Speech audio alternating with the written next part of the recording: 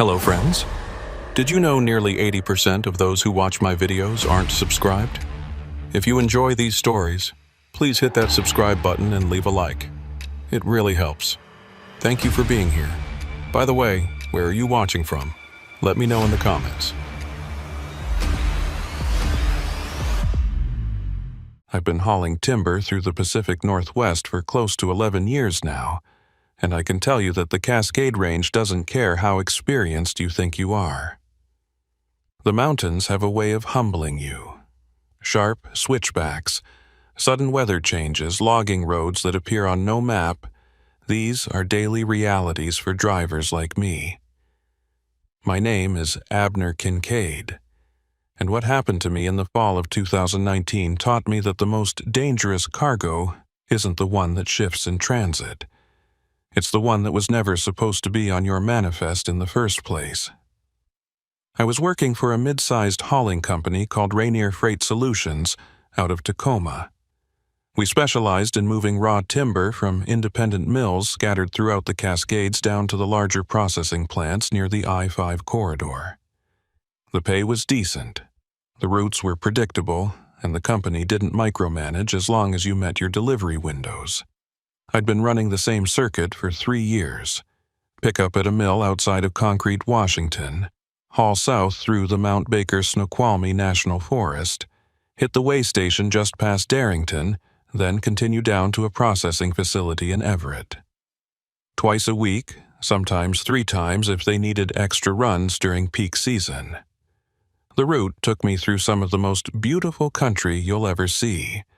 All Douglas fir and western red cedar, mist clinging to the ridgelines like something out of a painting.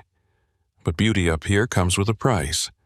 The logging roads are narrow, barely maintained, and during certain times of year you're sharing them with active timber operations. I'd had close calls with fallen trees, washouts after heavy rain, even a black bear that refused to move off the road for a solid 20 minutes. You learn to expect the unexpected. That Tuesday started like any other. I rolled into the mill around 4 in the morning, the sky still pitch black and the temperature hovering just above freezing. The mill was a small operation, maybe 15 employees total, tucked into a clearing surrounded by second-growth forest. The owner had retired and sold it to a management group a year prior, and ever since then the place had been running lean. Fewer workers, longer hours, corners cut wherever possible to keep margins tight. I didn't love it, but it wasn't my business to question how they ran things. My job was to show up, load the timber, verify the paperwork, and get it to Everett before the afternoon shift started processing. The foreman on duty that morning was a woman named Sina Darrow. She was relatively new to the mill, maybe 6 months in, and she ran a tight ship. Sina was in her early 40s, short and stocky, with graying blonde hair usually pulled back in a ponytail. She had a habit of chewing on toothpicks and squinting at you like she was trying to figure out if you were lying. I'd interacted with her maybe a dozen times before this, always brief exchanges. She'd hand me the load manifest, I'd verify the pallet count, we'd both sign off, and I'd be on my way. She wasn't unfriendly, just business-focused. That morning, she seemed a little more tense than usual. I backed my flatbed into the loading zone and killed the engine. The mill was already buzzing with activity, forklifts moving pallets of finished lumber, the high-pitched whine of saws cutting through the early morning stillness. I grabbed my clipboard and thermos of coffee and headed toward the office, a prefab trailer with peeling paint and a crooked wooden sign that read, "Mill Office, no unauthorized entry." Sina was standing outside, smoking a cigarette and tapping her boot against the metal steps. She looked up as I approached, exhaled a plume of smoke, and nodded. "Kincaid," she said, her voice flat. "You're early." I shrugged. Traffic was light. Figured I'd get here and get loaded before the sun comes up. She took another drag, then flicked the cigarette into a puddle. "Load's already staged. Should be straightforward. I need you out of here in 90 minutes, though. We've got another truck coming in at 6 and I can't have you blocking the bay." 90 minutes was tight, but doable. I nodded and followed her into the office, where she handed me the manifest. The paperwork looked standard. 240 board feet of Douglas fir, cut to spec, bundled and strapped on 8 pallets. The destination was listed as Everett Processing Plant Number 3, delivery window between 10 a.m. and noon. I scanned the numbers, cross-checked the pallet IDs, and signed at the bottom. Signe countered, then tucked her copy into a filing cabinet. "Anything I should know about this load?" I asked, more out of habit than genuine concern. She shook her head. "Nope, standard run. Just make sure you hit the weigh station. Leif's been on everyone's ass lately about overweight trucks." Leif Halverson was the senior inspector at the Darrington Weigh Station, a granite-faced guy in his mid-50s who took his job very seriously. He'd been there for over 20 years and had a reputation for catching violations that other inspectors missed. If your paperwork was off by even a decimal point, Leif would find it.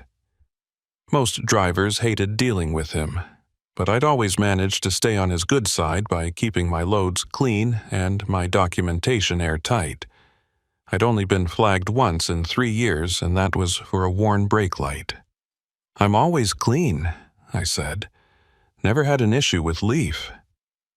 Sina gave me a tight smile that didn't reach her eyes. "Good, keep it that way."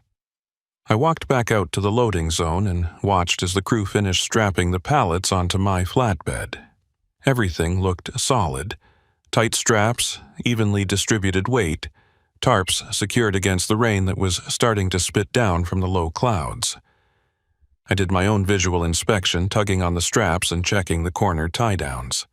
Satisfied, I climbed into the cab, fired up the engine, and rolled out of the mill just as the first hints of dawn started to gray the eastern sky. The logging road leading away from the mill was a winding, potholed stretch of gravel and mud. I took it slow, keeping the semi in second gear as I navigated the tight curves. The rain picked up, turning the windshield into a smeared mess that the wipers could barely keep up with. Visibility dropped to maybe 50 feet.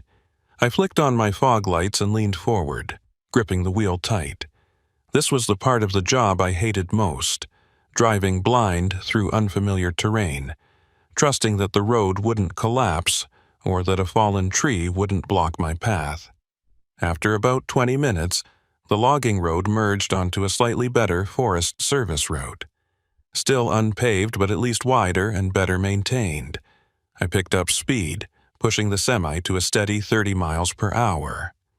The forest closed in on both sides, dense and dark, the trees so tall and tightly packed that almost no light penetrated the canopy. It felt like driving through a tunnel. The weigh station was about 45 minutes away, and I settled into the rhythm of the drive. My mind wandered. I thought about the mortgage payment I needed to make, the dentist appointment I'd been putting off, whether I'd have time to grab breakfast before the delivery. Mundane stuff. I didn't think about the load. Why would I? It was just timber. Certified, inspected, loaded by professionals. There was no reason to suspect anything was wrong. But looking back now, I realize that's exactly when things start to go sideways. When you're comfortable, when you're not paying attention, when you assume everything is routine. The rain had let up by the time I hit the paved section of Highway 5 and 30, but the road was still slick. I merged into the right lane and checked my mirrors. No one behind me, no one ahead. Just me and the empty highway. A few miles later, I saw the familiar green sign. Weigh station 1 mile. All commercial vehicles must stop. I flicked on my turn signal, even though there was no one around to see it, and started slowing down. The weigh station sat in a cleared lot just off the highway, a low concrete building with a covered scale platform and a small office with tinted windows. A flagpole out front flew the Washington state flag, snapping in the wind. I rolled onto the scale and waited, engine idling. The digital readout on the pole ticked upward as the scale calibrated, then settled on a number. 68,400 pounds. Well, within legal limits. I was about to shift into gear and roll off when the office door opened and Leif Halverson stepped out. He was wearing his usual uniform, dark green Department of Transportation jacket, black pants, steel-toed boots. His hair was buzzed short, streaked with gray, and his face had the weathered look of someone who'd spent decades outdoors. He waved me over to the side of the scale platform, and I pulled forward into the inspection lane. I rolled down my window as he approached, clipboard in hand. "Morning, Leif," I said, trying to sound casual. He didn't return the greeting. "Kincaid, kill the engine and step out, please." That wasn't standard. Usually, Leif would just check the weight, glance at my paperwork, and wave me through. Asking me to step out meant he was doing a full inspection, which could take anywhere from 15 minutes to an hour depending on how thorough he wanted to be. I swallowed my irritation and complied, shutting off the engine and climbing down from the cab. "Something wrong?" I asked. Leif didn't answer right away. He walked around the front of the truck, running his hand along the hood, then moved to the flatbed. He inspected the straps, checked the tarps, and peered closely at the pallet IDs stenciled on the wood. He pulled out a small flashlight and shone it between the bundles, looking for I didn't know what. After a few minutes, he straightened up and looked at me. "Your paperwork says 240 board feet, 8 pallets. That match what you loaded?" I nodded. "Yeah, loaded it myself. Watch the crew strap it down. Everything's accounted for." Leif's eyes narrowed. "When did you pick this up?" "This morning, around 4:30. "From the mill outside Concrete?" "Yeah, same place I always pick up from." He made a note on his clipboard. "Who signed off on the load?" "Signa Darrow. She's the foreman." Leif's expression didn't change, but I noticed his jaw tighten slightly. He walked back to his office without another word, leaving me standing in the cold drizzle. I shoved my hands in my pockets and waited, watching as he disappeared inside. Through the tinted window, I could see him making a phone call. My stomach started to churn. Something was off. Leif had inspected my loads dozens of times over the years, and he'd never acted like this. He was usually efficient, professional, even friendly in a gruff sort of way. This felt different. This felt like he suspected something. But what? The load was clean.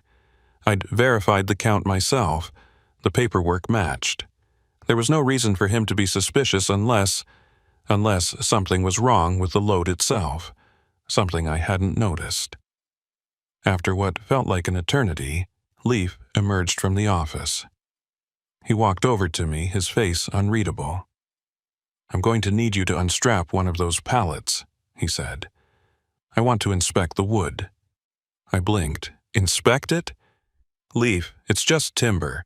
It's all certified, tagged, loaded by the mill. What's there to inspect? Just do it, Kincaid."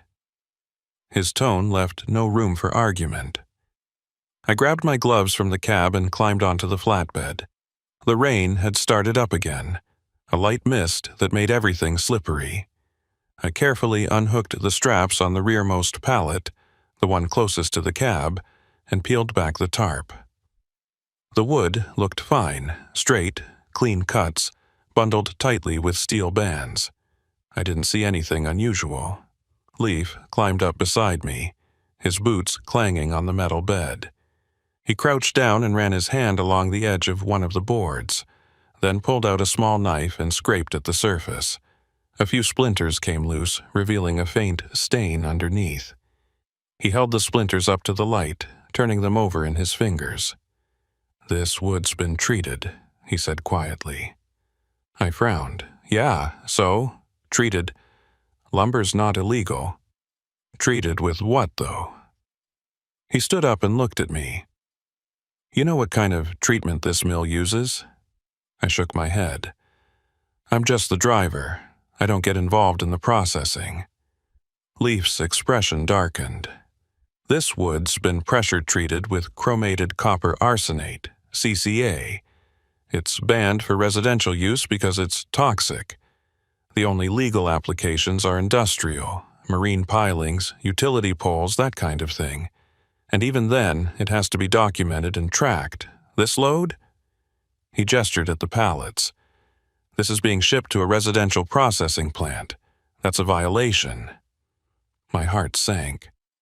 I didn't know. I just loaded what they gave me. The manifest says it's standard Douglas fir. The manifest's wrong, or it's been falsified.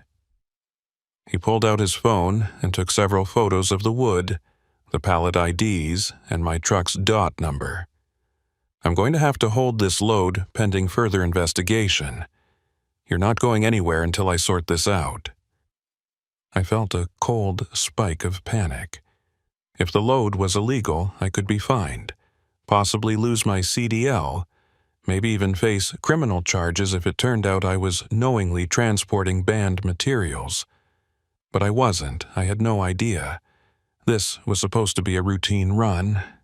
Leaf, I swear to God I didn't know, I said, trying to keep my voice steady.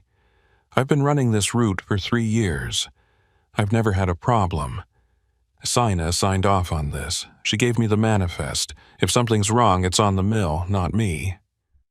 Leaf studied me for a long moment, then nodded slowly. I believe you. But that doesn't change the fact that you're carrying illegal cargo. I have to report this. He climbed down from the flatbed and headed back to the office. I stood there, rain soaking through my jacket, staring at the wood that was about to upend my entire career. My mind raced. How could this have happened? Sina had seemed tense, sure, but not guilty. Not like she was handing me a load that could get us both arrested. Unless she didn't know either. Unless someone at the mill was running a side operation, treating wood off the books and slipping it into legitimate shipments. Or maybe she did know. Maybe that's why she'd been so insistent about me getting out of the loading zone quickly, so eager to rush me through the paperwork. Maybe I was the patsy, the unwitting mule hauling contraband timber, while she and whoever else was involved pocketed the profits. Leaf came back out, his face grim. I just spoke to my supervisor. We're impounding the load. You're free to go, but your truck stays here until we finish the investigation. I've also contacted the mill. Someone's going to need to come down here and answer some questions. I felt a wave of relief mixed with dread. At least I wasn't being arrested. But losing the truck meant losing work, losing income, losing credibility with my company. And if the investigation dragged on, I could be sidelined for weeks. How long's this going to take? I asked. Leaf shrugged. Depends on what we find. Could be a few days. Could be longer. You'll need to arrange alternative transport home. I pulled out my phone and called my dispatcher, explained the situation as calmly as I could. She was sympathetic but firm. Without the truck, I couldn't work. She'd reassign my upcoming loads to other drivers and let me know when I could resume. I thanked her and hung up, feeling numb. Leaf handed me a printed receipt for the impounded load. You'll get a copy of the investigation report once it's complete. If you're clean, you'll get your truck back. If not, he didn't finish the sentence. He didn't have to. I called a friend who lived in Darrington and asked for a ride back to Tacoma. While I waited, I sat on the curb outside the weigh station, watching as Leaf and 2 other inspectors carefully unloaded and cataloged every pallet on my truck. They worked methodically, taking photos, scraping samples, marking each piece with evidence tags. It was surreal, watching my livelihood being dissected like a crime scene. My friend showed up about an hour later, and I climbed into his beat-up Ford Ranger without a word. As we pulled away, I looked back at the way station. My truck sat there, stranded and still, surrounded by inspectors and flashing yellow lights. I thought about Sina Darrow, standing outside the mill office, smoking her cigarette and telling me the load was clean. I thought about the tightness in her voice, the way she'd avoided eye contact when I asked if there was anything I should know. She'd lied to me. Or at least she'd kept something from me. And now I was paying the price. But as angry as I was, I couldn't shake the feeling that Sina wasn't the mastermind here. She was just another cog in a machine, same as me. Someone higher up was calling the shots. Someone who knew exactly what they were doing and didn't care who got burned in the process. I didn't hear from Leaf or the DOT for 3 days. 3 long, agonizing days of sitting at home, checking my phone every 5 minutes, replaying the entire morning in my head. On the 4th day, I got a call from an unknown number. I answered, and a woman's voice introduced herself as an investigator with the Washington State Department of Natural Resources. She wanted to meet. We arranged to meet at a diner in Everett, neutral ground. I arrived early and ordered coffee, my stomach too twisted to eat. She showed up 10 minutes later, a tall, severe-looking woman in her 50s, carrying a briefcase and wearing a state ID badge clipped to her belt. She slid into the booth across from me and got straight to the point. "Mr. Kincaid, I've reviewed the report from the way station. Based on the evidence and your cooperation, we don't believe you had knowledge of the illegal cargo. You're not being charged." I let out a breath I didn't realize I'd been holding. "Thank you." She nodded. "However, the mill you picked up from is under investigation. We've identified a pattern of fraudulent manifests and off-book treatments. Several employees, including the foreman, are persons of interest." Sina. So she was involved. I felt a strange mix of vindication and sadness. "What happens now?" I asked. The investigator leaned back. "That's up to the state attorney's office. But I can tell you this, if you're willing to testify about what happened that morning, it could help build a case." I thought about it. Testifying meant getting dragged into court, reliving the whole ordeal, possibly making enemies of people who might not take kindly to being exposed. But it also meant holding someone accountable. It meant making sure this didn't happen to another driver. "I'll do it," I said. She smiled faintly. "Good, we'll be in touch." She left, and I sat there alone in the booth, staring at my cold coffee. My truck was released 2 days later, and I went back to work. But the route was different now. The mill outside Concrete was shut down pending the investigation, and Rainier Freight reassigned me to a different circuit, hauling freight along the coast instead of through the mountains. I didn't mind. The Cascades had lost some of their beauty for me. Now, when I looked at those towering trees and mist-covered ridges, all I could think about was how easy it was to hide something in plain sight, how trust could be weaponized, how a simple load of timber could carry secrets that cost people their jobs, their freedom, maybe even their lives.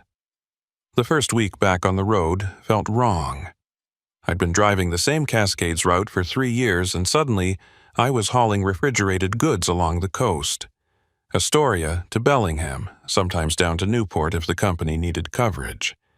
The pay was the same, the hours were similar, but everything else felt off. I missed the mountains, the smell of fresh-cut timber, even the sketchy logging roads. But more than that, I couldn't stop thinking about what had happened at the way station. Every time I closed my eyes, I saw Leif Halverson's face as he scraped that wood sample, the way his jaw had tightened when I mentioned Sina Darrow's name. The investigator from the DNR had told me the mill was under investigation, but she'd been vague about the details. I didn't know if Sina had been arrested, if she'd cooperated, or if she'd lawyered up and denied everything. Part of me wanted to know. Another part of me wanted to forget the whole thing and move on, but I couldn't. 3 weeks after the way station incident, I got a call from a number I didn't recognize. I almost didn't answer. Too many spam calls lately, but something made me pick up. "Mr. Kincaid?" The voice was male, older, with a slight rasp, like he'd been a smoker for years. "Yeah, who's this?" There was a pause, long enough that I thought the call had dropped. Then, "My name's not important. What's important is that you're in danger." I felt my stomach drop. "What are you talking about?" "That load you picked up from the mill, the one that got impounded. You think that was an accident?" I pulled over to the shoulder, my hands suddenly shaking. "Who is this? How did you get my number?" "Listen carefully. The people running that operation at the mill, they know you talked to the DNR. They know you agreed to testify, and they're not happy about it." My mouth went dry. "Are you threatening me?" "I'm warning you," the voice said. "I used to work at that mill. I got out before things went sideways, but I know how these people operate. You need to watch your back. Don't drive alone at night. Don't take routes you're not familiar with. And for God's sake, don't trust anyone connected to that place." The line went dead. I sat there on the shoulder for a long time, semi-idling, hazards flashing. My heart was pounding so hard I could feel it in my throat. I tried calling the number back, but it went straight to a generic voicemail. I thought about calling the DNR investigator, but what would I even say? Some anonymous caller warned me I was in danger. She'd probably tell me it was a prank, someone trying to scare me into backing out of my testimony. But the caller had known details. He'd known about the impounded load, about the DNR, about my agreement to testify. That wasn't public information. Someone on the inside had leaked it. Or someone on the outside was keeping very close tabs on the investigation. I tried to shake it off, told myself I was being paranoid. But that night, back in my apartment in Tacoma, I couldn't sleep. Every sound in the hallway made me jump. Every set of headlights passing by my window felt like a threat. I got up around 2 a.m. and checked the locks on my door 3 times. I even dragged a chair over and wedged it under the doorknob, something I hadn't done since I was a kid afraid of monsters in the closet. Except this time, the monsters were real. The next morning, I called my dispatcher and asked for a few days off. She didn't ask questions, just marked me as unavailable and wished me well. I needed to clear my head, figure out if I was actually in danger or just spiraling. I thought about driving out to the coast, finding a cheap motel, and disappearing for a while. But that felt like running, and I'd never been good at running from problems. Instead, I decided to do something that was probably stupid but felt necessary. I was going to drive back to that mill. Not to confront anyone, I wasn't that reckless, but to see if I could figure out what was really going on. The DNR investigator had been tight-lipped about the details, and the anonymous caller had only given me vague warnings. I needed answers, and the only place I was going to find them was at the source. I knew the mill had been shut down, so I wasn't worried about running into Sina or any of the other employees. I just wanted to look around, maybe spot something that didn't add up, something that could explain why a routine timber load had turned into a criminal investigation. I left Tacoma early on a Thursday morning, driving my personal truck instead of the semi. The route took me up Highway 530, the same road I'd driven dozens of times before. But this time, I wasn't hauling anything. I was just a guy in a pickup, heading into the mountains with a gnawing sense of dread in his gut. The weather was overcast, typical for late fall, with low clouds clinging to the ridgelines and a steady drizzle that turned the windshield into a smeared mess. I passed the way station around mid-morning. Leaf's patrol car was parked out front, and I saw him through the window of the office, talking on the phone. I kept my eyes forward and didn't slow down. 20 minutes later, I turned onto the logging road that led to the mill. The road was worse than I remembered. Deeper potholes, more washouts, sections where the gravel had been completely washed away and replaced with slick mud. I took it slow, gripping the wheel tight as my truck bounced and slid through the ruts. The forest felt oppressive, the trees so dense and tall that almost no light reached the ground. It was like driving through a tunnel that never ended. The mill appeared after about 30 minutes of rough driving. It looked abandoned. The gate was chained shut, and a hand-painted sign hung from the fence. Property under investigation. No trespassing. Violators will be prosecuted. I parked my truck on the shoulder about 50 yards away and killed the engine. For a few minutes, I just sat there, staring at the mill through the rain-streaked windshield. The place looked dead. No lights, no movement, no sound except for the patter of rain on metal roofs. I thought about turning around and heading back to Tacoma. This was a bad idea. If someone saw me here, I could be accused of tampering with evidence or interfering with an investigation. But I'd driven all this way, and I wasn't going to leave without at least taking a look around. I grabbed a flashlight from the glove box, pulled my hood up against the rain, and climbed out of the truck. The chain on the gate was secured with a heavy padlock, but the fence itself was old and sagging. I found a section where the chain link had been bent back, probably by someone else who'd had the same idea I did, and squeezed through.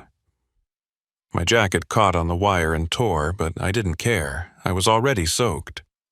The mill yard was a mess. Pallets of unfinished lumber sat in the rain, warping and rotting. A forklift was parked near the main building, its tires flat and its paint peeling. Puddles had formed in the low spots, reflecting the gray sky like broken mirrors. I walked slowly, keeping my head on a swivel. The office trailer where Sina had handed me the manifest was still standing, but the door was hanging open, creaking in the wind. I approached cautiously and shone my flashlight inside. The place had been ransacked. Filing cabinets were overturned, papers scattered everywhere, desk drawers pulled out and dumped on the floor.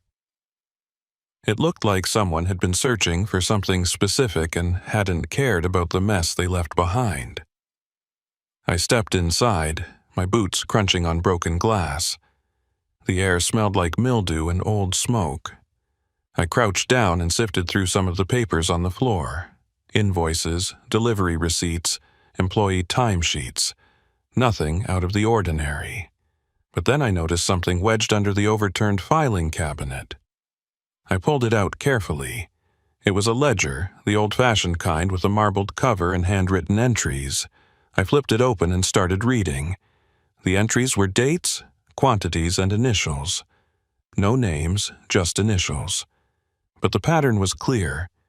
Every few days there was an entry for CCA treatment, followed by a board foot count and a set of initials, SD, Signa Darrow. My stomach turned. So she had been involved. But as I kept reading, I noticed something else. Some of the entries had a second set of initials next to them, LH. Leif Halverson. I stared at the page, my mind racing.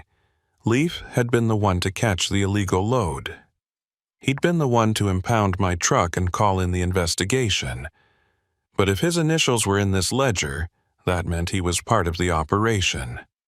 Unless he'd been investigating it from the inside.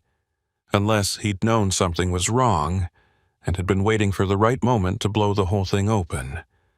Or maybe he'd been covering his tracks. Maybe he'd impounded my load not because he was trying to stop the illegal shipments, but because I'd accidentally stumbled into something I wasn't supposed to see. My hands were shaking as I tucked the ledger under my jacket. I needed to get out of here. I needed to show this to the DNR investigator and let her figure out what it meant. I turned to leave, but froze when I heard a sound outside. Footsteps. Slow, deliberate, crunching through the gravel. I killed my flashlight and pressed myself against the wall, heart hammering in my chest. The footsteps stopped just outside the trailer door. I held my breath, praying whoever it was would move on. But they didn't. The door creaked open wider, and a figure stepped inside. It was too dark to make out details, but I could see the silhouette. Broad shoulders, a heavy coat, something in their right hand. A flashlight or maybe a weapon. The figure swept their light around the room, the beam cutting through the darkness like a blade. I ducked behind the overturned desk, pressing myself as flat as I could against the floor. The beam passed over my hiding spot, lingered for a moment, then moved on. I heard the person muttering something under their breath, too quiet to make out. Then the footsteps started again, moving deeper into the trailer. This was my chance. I crawled toward the door, moving as silently as I could, my knees soaking through on the wet floor. I reached the threshold and risked a glance back. The figure had their back to me, shining their light into the corner where the filing cabinets had been stacked. I slipped out the door and ran. I didn't stop running until I reached my truck. I fumbled with the keys, my hands shaking so badly I almost dropped them. I finally got the door open, threw myself inside, and locked it. I started the engine and threw the truck into reverse, spinning the tires as I backed away from the mill. I didn't turn on my headlights until I was back on the logging road, and even then, I kept checking the rearview mirror, expecting to see someone following me, but the road behind me stayed empty. I drove back to the highway in a daze, my mind replaying what I'd just seen. Who had that person been? An investigator? A looter? Someone connected to the illegal operation, coming back to destroy evidence. I didn't know, and I wasn't going to stick around to find out. When I hit the highway, I pulled over at the first rest stop I saw and called the DNR investigator. She answered on the third ring. "Mr. Kincaid? Is everything all right?" I told her everything. The anonymous call, the drive to the mill, the ransacked office, the ledger, the figure in the trailer. She listened without interrupting, and when I finished, there was a long silence on the other end of the line. "You shouldn't have gone there," she said finally, her voice tight. "That was extremely dangerous. I know, I'm sorry, but I found something. A ledger with initials. SD and LH signed Darrow and Leif Halverson. They were both involved." Another silence, then, "Where are you right now?" "Rest stop on Highway 530, about 10 miles east of Darrington." "Stay there. I'm sending someone to pick up that ledger. Do not go home. Do not go anywhere alone. Do you understand?" The fear in her voice made my blood run cold. What's going on? Why are you so worried? She hesitated. Leif Halverson didn't show up for work this morning. His supervisor tried calling him, but his phone's going straight to voicemail. We sent a unit to his house, and Mr. Kincaid, his house was empty, cleared out. It looks like he left in a hurry. My mouth went dry. You think he ran? I think he knows we're closing in. And if he's desperate enough to run, he's desperate enough to do something reckless. That's why I need you to stay put. We're going to make sure you're safe. I waited at that rest stop for 2 hours. The ledger clutched in my lap, jumping at every car that pulled in. Finally, a black SUV with government plates rolled up, and the DNR investigator stepped out. She was flanked by 2 state troopers, both armed. She took the ledger from me, flipped through it quickly, and nodded. This is good. This is exactly what we needed. One of the troopers stepped forward. Mr. Kincaid, we're going to escort you home. We'll have a unit stationed outside your apartment until we locate Halverson. You're not in immediate danger, but we're not taking any chances. I nodded numbly and followed them back to Tacoma. The whole drive, I kept thinking about Leif. I'd trusted him. I'd thought he was one of the good guys, the kind of inspector who did his job by the book and didn't cut corners. But if those initials in the ledger were his, then he'd been dirty all along. He'd been part of the operation, and when things started to fall apart, he tried to cover his tracks by impounding my load and playing the hero. And now he was gone, running, hiding, or maybe planning something worse. I didn't sleep that night. I sat in my apartment with the lights off, watching the street through the window, waiting for something to happen. But nothing did. The state trooper's car stayed parked outside, its engine idling, its headlights cutting through the darkness, and somewhere out there Leif Halverson was still running. The DNR investigator called me the next morning. Her voice was calm, but I could hear the tension underneath. We found Halverson's truck abandoned near the Canadian border. It looks like he tried to cross on foot, but the Border Patrol picked him up. He's in custody now. I felt a wave of relief wash over me. Is it over? She paused. The investigation's ongoing, but the immediate threat is neutralized. Halvorson's talking. He's implicating several others, including Sina Darrow and a few mill employees. It's going to take time to sort through everything, but we're building a solid case. What about me? Am I still going to have to testify? Probably, but with Halverson in custody and the ledger as evidence, your testimony won't be the linchpin anymore. You'll just be corroborating what we already know. I thanked her and hung up. For the first time in weeks, I felt like I could breathe again. But the relief was short-lived. That afternoon, I got another call. This time, it was from my company. The dispatcher's voice was tight. "Kincaid, we need to talk. Can you come into the office?" I drove to the Rainier Freight Solutions headquarters, a low-slung building near the port of Tacoma. The dispatcher met me in the lobby, her face unreadable. "Follow me," she said, and led me to a small conference room.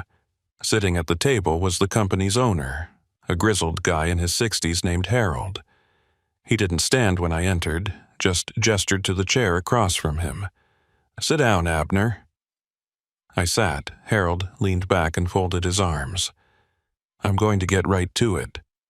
We've been following the investigation into the mill, and we've seen the ledger you turned over to the DNR. Your name's not in it, and the investigators have cleared you of any wrongdoing. That's good." I nodded, not sure where this was going. "But here's the thing," Harold continued. "This whole situation has put a spotlight on our company. The DNR's asking questions about our vetting process, our relationships with suppliers, our oversight protocols.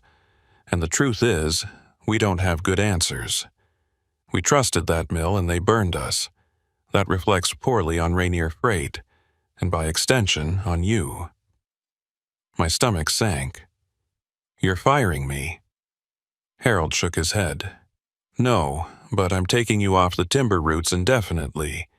We're restructuring our contracts, and we can't afford to have someone involved in this mess, even indirectly, representing us to new clients.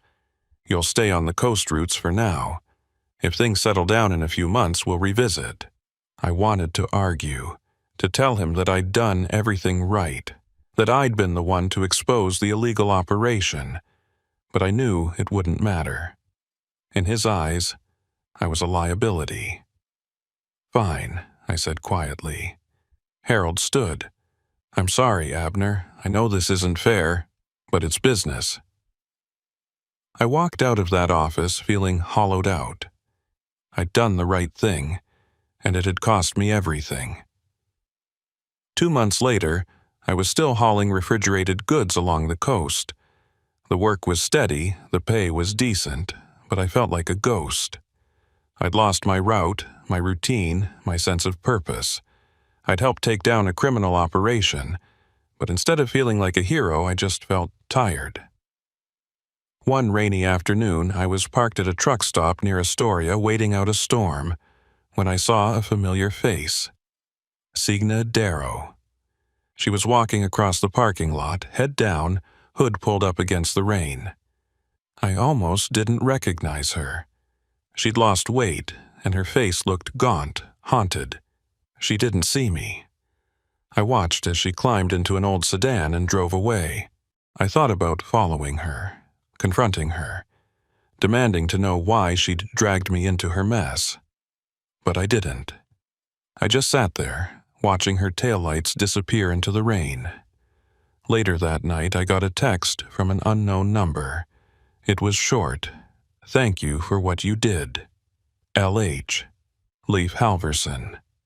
I stared at the message for a long time, then deleted it. I didn't want his thanks. I didn't want anything from him. I just wanted to forget. But I knew I never would. Every time I drove past a way station, every time I saw a load of timber strapped to a flatbed, I'd remember that morning at Darrington. I'd remember the look on Leif's face as he scraped that wood sample. I'd remember the ledger, the initials, the figure in the trailer. And I'd remember that sometimes doing the right thing doesn't save you. It just makes you a witness to how broken everything really is. 6 months after the investigation closed, I was still running coastal routes.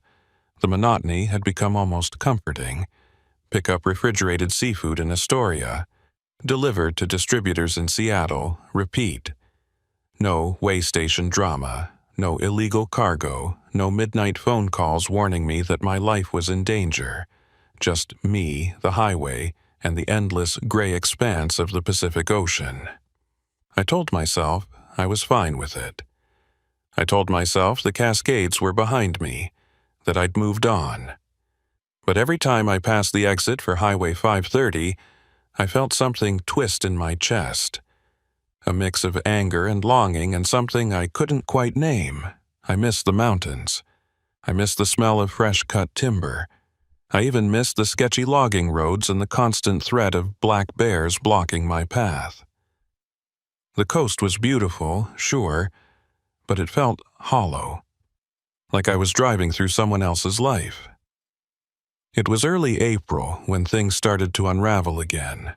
I was making a delivery run to a processing plant just south of Bellingham when I got a call from the DNR investigator. I hadn't heard from her in months, and seeing her name on my caller ID made my stomach drop. "Mr. Kincaid," she said when I answered, her voice all business. "I need to ask you a few follow-up questions about the mill investigation. Can you meet me tomorrow afternoon?" I pulled into a rest area and killed the engine. I thought the case was closed. Leif and Sina both pleaded guilty, right? They did, but we've uncovered some additional evidence that suggests the operation was larger than we initially thought. There may have been other drivers involved, other mills, maybe even a distribution network spanning multiple states. We're trying to piece together the full scope, and we think you might be able to help. I rubbed my eyes, exhaustion settling over me like a heavy blanket. "I told you everything I know. I picked up one load, it got flagged, and I cooperated. What else is there?" She hesitated. "We found your truck's GPS data in the evidence Leif Halverson kept. He'd been tracking your routes for months before the way station incident. We're not sure why, but we think he was vetting you for something. Maybe trying to recruit you, or maybe just making sure you weren't a threat to the operation. Either way, we need to go through your delivery records and cross-reference them with the dates and locations in his files." The idea of Leif tracking me made my skin crawl. "Fine. When and where?" She gave me the address of a DNR field office in Olympia, and we set a meeting for 2 o'clock the next day. I hung up and sat there in the rest area, staring at the ocean through my windshield. Waves crashed against the rocks below, methodical and relentless, and I wondered how deep this thing really went. How many people had been involved? How many loads had I hauled without knowing what I was really carrying? The thought kept me awake that night. I drove to Olympia the next afternoon, my stomach churning the entire way. The DNR field office was a nondescript building tucked into an industrial park, all concrete and tinted windows. The investigator met me in the lobby and led me to a small conference room where a younger guy in a suit was waiting. He introduced himself as an assistant attorney general assigned to the case. We sat down, and they spread out a series of documents on the table. GPS printouts, delivery manifests, highlighted dates and routes. The investigator pointed to one of the printouts.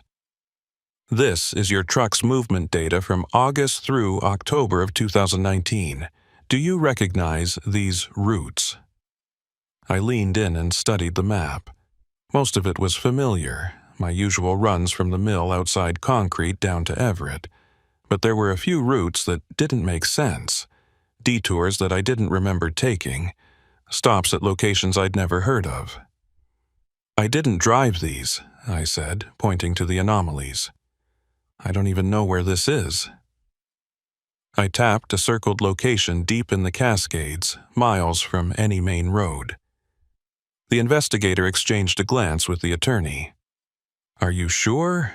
Because according to the GPS, your truck was at that location for over an hour on September 14th, 2019. I racked my brain, trying to remember. September 14th. That would have been a Saturday, one of my regular delivery days. I'd picked up a load, driven to Everett, unloaded, and driven back to Tacoma. Nothing unusual. I didn't stop anywhere, I said firmly. I went straight from the mill to the processing plant. That's it. The attorney leaned forward. Is it possible someone else drove your truck that day? Maybe while you were on a break or during a shift change? I shook my head. I don't let anyone else drive my rig, ever, and I sure as hell didn't take a detour into the middle of nowhere. The investigator tapped her pen against the table, thinking. What if someone tampered with your GPS? Planted a device that logged false locations to make it look like your truck was involved in the operation? That sent a chill down my spine. You're saying someone framed me? Not necessarily framed, the attorney said, but possibly used your truck as cover. If they could make it look like you were making deliveries to off-book locations, it would muddy the investigative trail, make it harder for us to identify the real players. I thought about the anonymous phone call I'd gotten months ago, the warning to watch my back. At the time, I'd assumed it was someone trying to intimidate me into silence. But what if it had been something else? What if someone had been trying to warn me that I was being set up?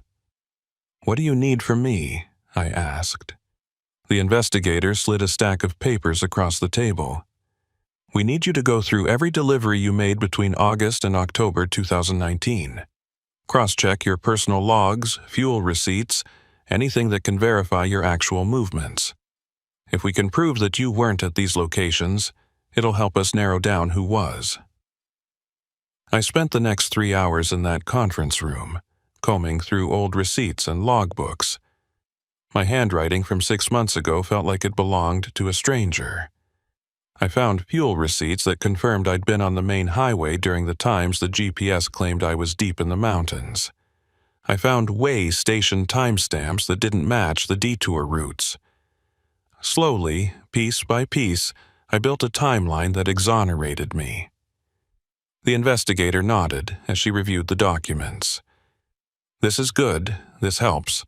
We'll submit this to the prosecutor's office and see if we can get a warrant to examine your truck's GPS system for tampering. I left the office feeling drained.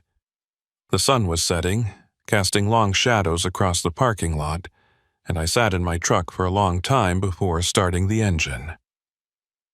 Someone had gone to a lot of trouble to make it look like I was part of the operation.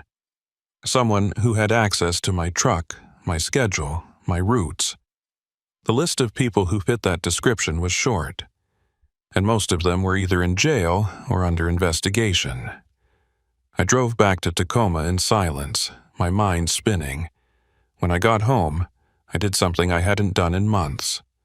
I pulled out the old route maps from my Cascades runs and spread them across my kitchen table.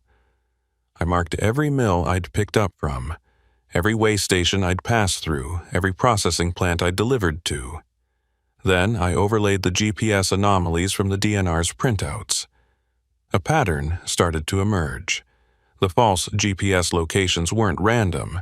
They were all clustered around a specific area, a remote stretch of national forest land northwest of Concrete, accessible only by unmarked logging roads. I grabbed my laptop and pulled up satellite imagery of the area. It was dense forest, no visible structures, no clearings. But when I zoomed in, I noticed something. Tire tracks.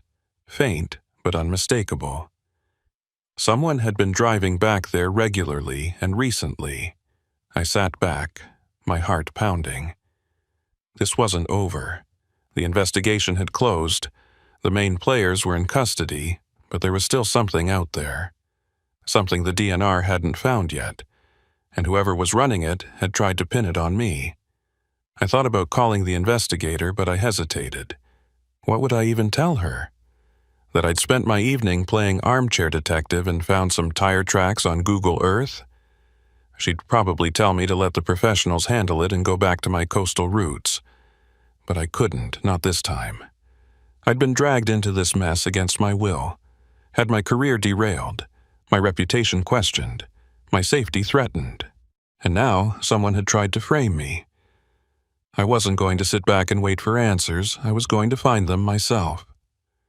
The next morning, I called in sick to work and loaded my personal truck with supplies: flashlight, battery pack, water, a road atlas, and a hunting knife I'd inherited from my grandfather.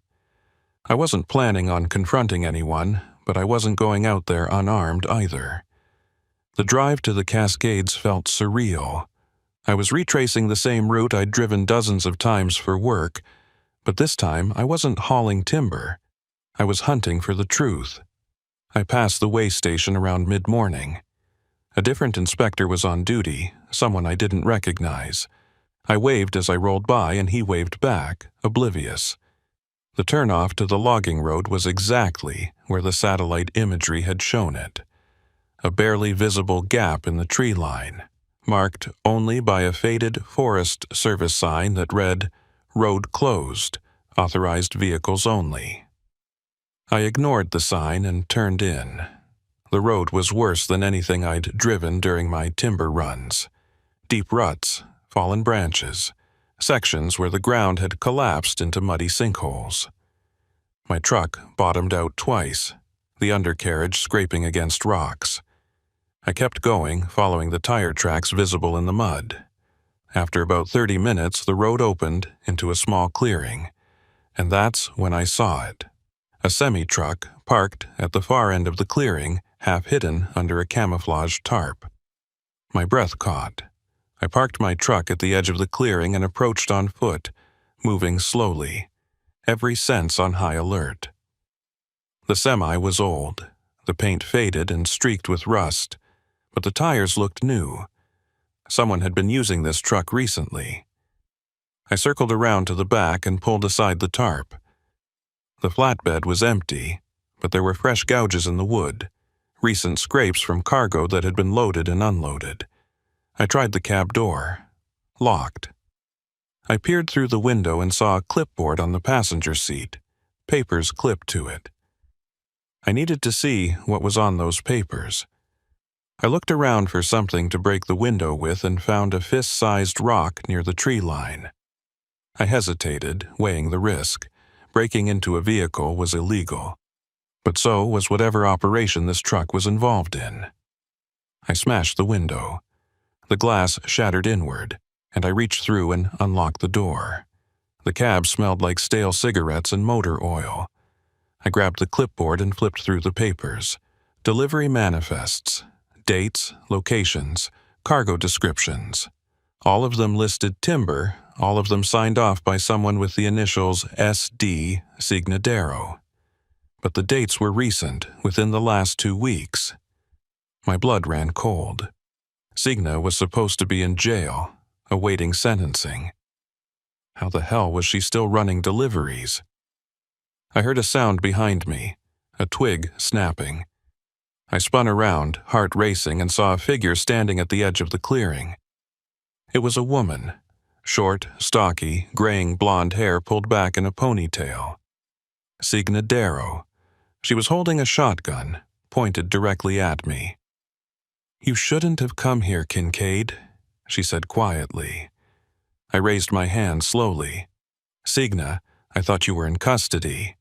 She laughed, a bitter, hollow sound. "I was. Made bail last week. My lawyer's a shark. But that doesn't matter now. What matters is that you're trespassing on private property and interfering with my business." "Your business?" I gestured at the semi. "You mean your illegal timber operation? The one that got you arrested in the first place?" Her eyes hardened. "You don't know what you're talking about. This isn't the same thing. This is legitimate.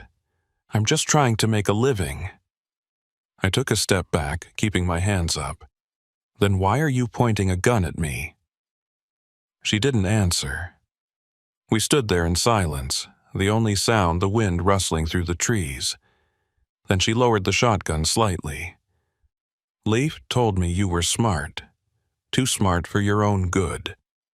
He said you'd figure it out eventually." "Figure what out?" I asked. "That the operation didn't end when he got arrested. That there were others involved, people higher up the chain, people who don't take kindly to loose ends." My stomach dropped. "Are you saying I'm a loose end?" Sina's expression softened, just for a moment. "I'm saying you need to leave. Right now. Get in your truck, drive back to Tacoma, and forget you ever saw this place. Because if you don't, the people I work for will make sure you disappear. And trust me, Kincaid, I don't want that. You did me a favor turning over that ledger. It gave the DNR enough to arrest Leif, and he was the one who was really running things. I was just a pawn. But the people above him, they're still out there, and they're watching." I stared at her, trying to process what she was saying. "If you were just a pawn, why are you still doing this? Why not cooperate, cut a deal, get out?" She shook her head. "Because there is no getting out. Not for me, I'm in too deep.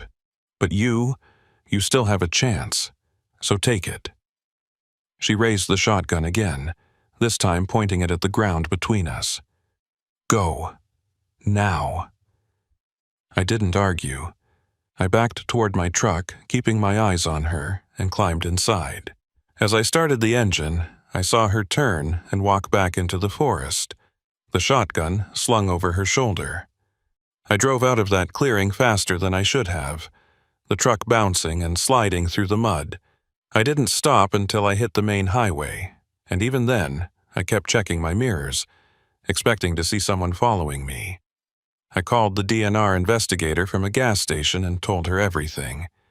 She listened in silence, and when I finished, she let out a long breath.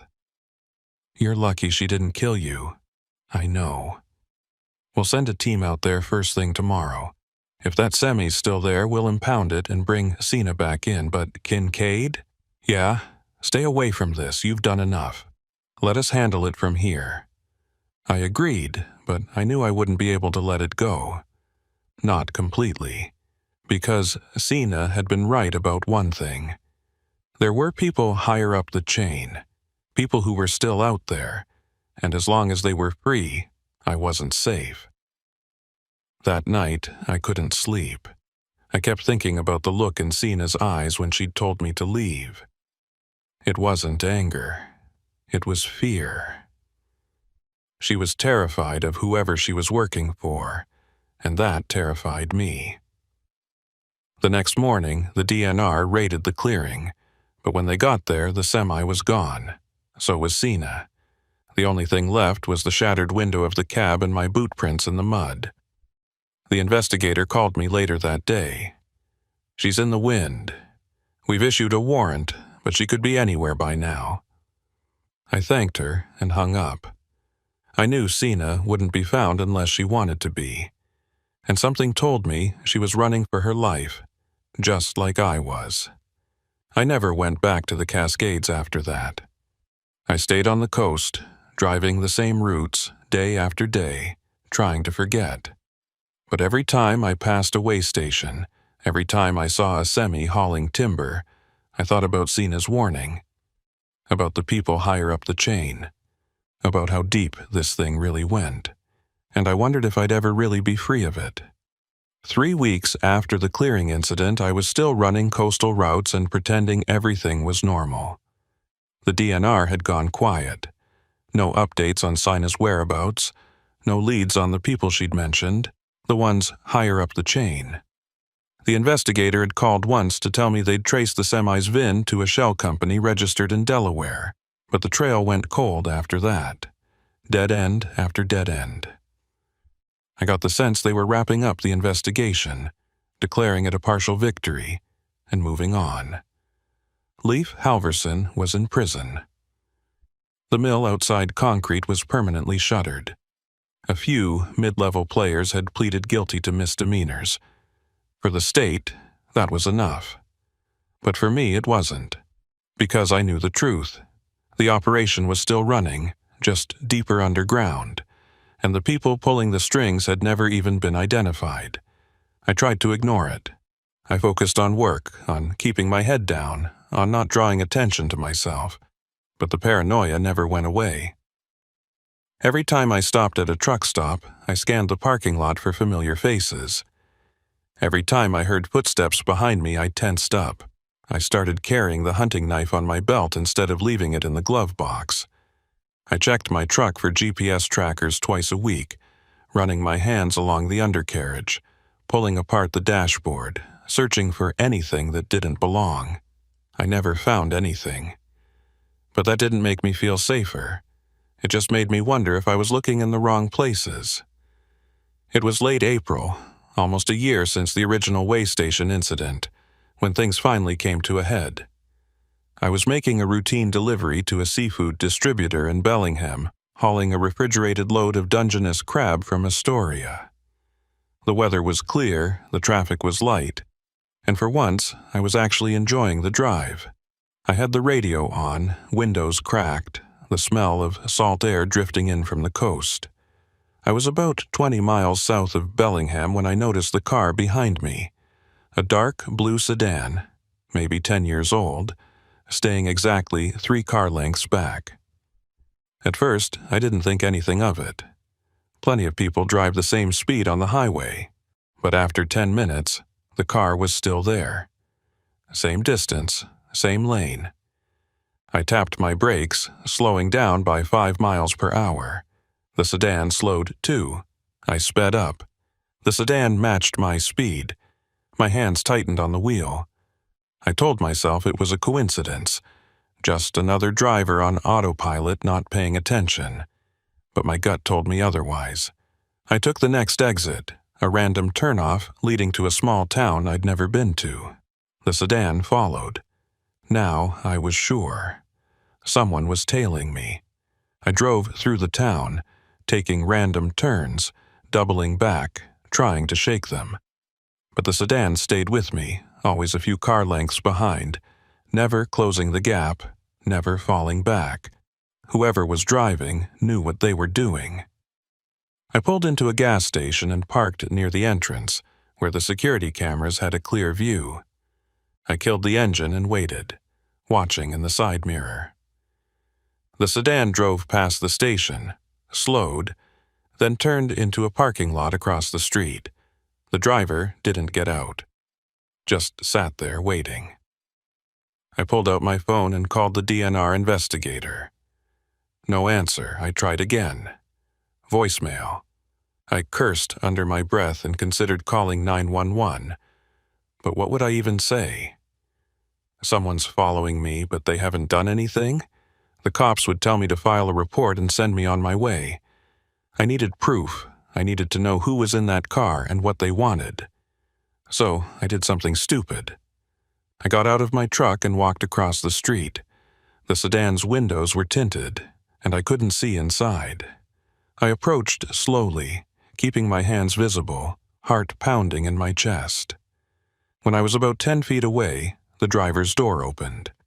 A man stepped out, tall, mid-50s, wearing a suit that looked expensive but rumpled, like he'd been wearing it for days. His hair was graying at the temples, his face lined and tired. He didn't look dangerous. He looked exhausted. "Abner Kincaid?" he said. His voice was calm, almost friendly. I stopped walking, "Who's asking?" He reached into his jacket, and I tensed, ready to run. But he just pulled out a business card and held it out to me. I didn't take it. He set it on the hood of the sedan and stepped back. "My name's not important. What's important is that we talk." I glanced at the card. It was blank except for a phone number. No name, no company, no logo. "Talk about what?" I asked. "About the operation you stumbled into, about the people running it, and about why you're still alive." That got my attention. I picked up the card, turned it over. Still blank. "If you're trying to scare me, it's working. But I don't know anything. I told the DNR everything I know. I'm out." The man shook his head. "You're not out. You were never out. The moment you picked up that load from the mill, you became part of this, and the people I work for have been watching you ever since." My blood ran cold. "Who do you work for?" He smiled faintly. "Let's just say I'm a middleman. I don't make the decisions. I just deliver messages. And the message I'm here to deliver is this: stop looking. Stop asking questions. Stop trying to piece together what happened. Because if you don't, the people above me will decide you're a liability, and liabilities get eliminated." I felt anger rising in my chest. I haven't been looking. I've been minding my own business, driving my routes, staying out of trouble. What more do you want from me? "We want you to forget," he said simply. "Forget the mill. Forget Darrow. Forget Leif Halverson. Forget that clearing in the Cascades. Pretend none of it ever happened, because if you don't, we can't protect you." I laughed bitterly. "Protect me? You're threatening me." "I'm warning you," he said. "There's a difference. The people I work for don't make threats. They just act. And if they decide you're a problem, you won't see it coming. One day, you'll be driving down the highway and your brakes will fail. Or you'll stop at a rest area and you won't wake up. Or your truck will get hit by another semi and it'll look like an accident. That's how they operate. Clean, efficient, untraceable." I stared at him, trying to read his face. He wasn't lying. I could see it in his eyes. He was genuinely trying to warn me. "Why are you telling me this?" I asked. "Why not just let them kill me and be done with it?" He looked away, his jaw tightening. "Because I've been doing this for a long time, and I'm tired of cleaning up messes. You're not a bad guy, Kincaid. You got dragged into something you didn't understand and you tried to do the right thing. But the right thing doesn't always keep you alive. So I'm giving you a chance. Walk away. Forget, live your life. That's the best offer you're going to get." He turned and climbed back into the sedan. The engine started, and he rolled down the window. "One more thing," he said. "If you ever try to contact the DNR or the police or anyone else about this conversation, the offer's off the table." "Understood." I nodded numbly. The sedan pulled out of the parking lot and disappeared down the highway. I stood there for a long time, the business card clutched in my hand, trying to process what had just happened. I drove to Bellingham in a daze, unloaded the crab and headed back to Tacoma. The whole drive, I kept checking my mirrors, expecting to see the sedan again. But the road stayed empty. That night, I sat in my apartment and stared at the blank business card. Part of me wanted to call the number, to demand answers, to fight back. But another part of me, the part that wanted to survive, told me to throw the card away and do exactly what the man had said. Forget. Move on. Pretend none of it ever happened. I thought about Cena's warning in the clearing, about the people higher up the chain, about how deep this thing really went. And I realized that I'd been naive. I'd thought that turning over the ledger, cooperating with the investigation, doing the right thing would be enough to protect me. but it hadn't. It had just painted a target on my back. The next morning, I made a decision. I wasn't going to forget. But I wasn't going to fight either. I was going to disappear. Not literally. I still needed to work, to pay my bills, to live my life. But I was going to become invisible. No more questions, no more digging, no more trying to piece together the puzzle. I would drive my routes, keep my head down, and blend into the background. I would become just another trucker, hauling refrigerated goods up and down the coast, unremarkable and forgettable. And for a while, it worked. Weeks turned into months, and nothing happened. No more sedans following me, no more anonymous phone calls, no more late-night visits from men in expensive suits. I started to think that maybe, just maybe, I was safe. But then, 6 months later, I got a package in the mail. No return address, no postage, just my name written in block letters on the front. Inside was a single photograph. It was a picture of me, taken from a distance, standing outside my apartment building. The photo was recent. I recognized the jacket I was wearing, the coffee cup in my hand.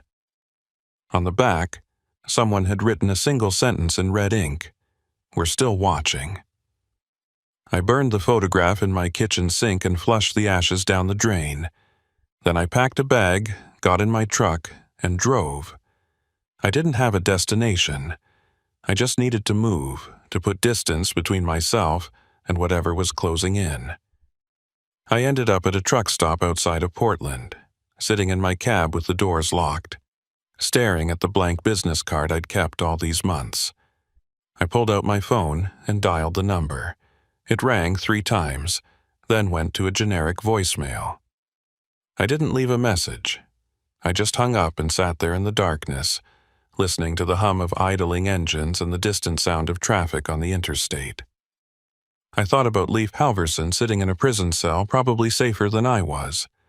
I thought about Sina Darrow, wherever she was, running for her life. And I thought about all the other drivers out there, hauling loads they didn't fully understand, trusting that the paperwork was clean and the cargo was legal. How many of them had stumbled into something like this? How many had been silenced, eliminated, erased? I didn't have answers. I probably never would. But I knew one thing for certain.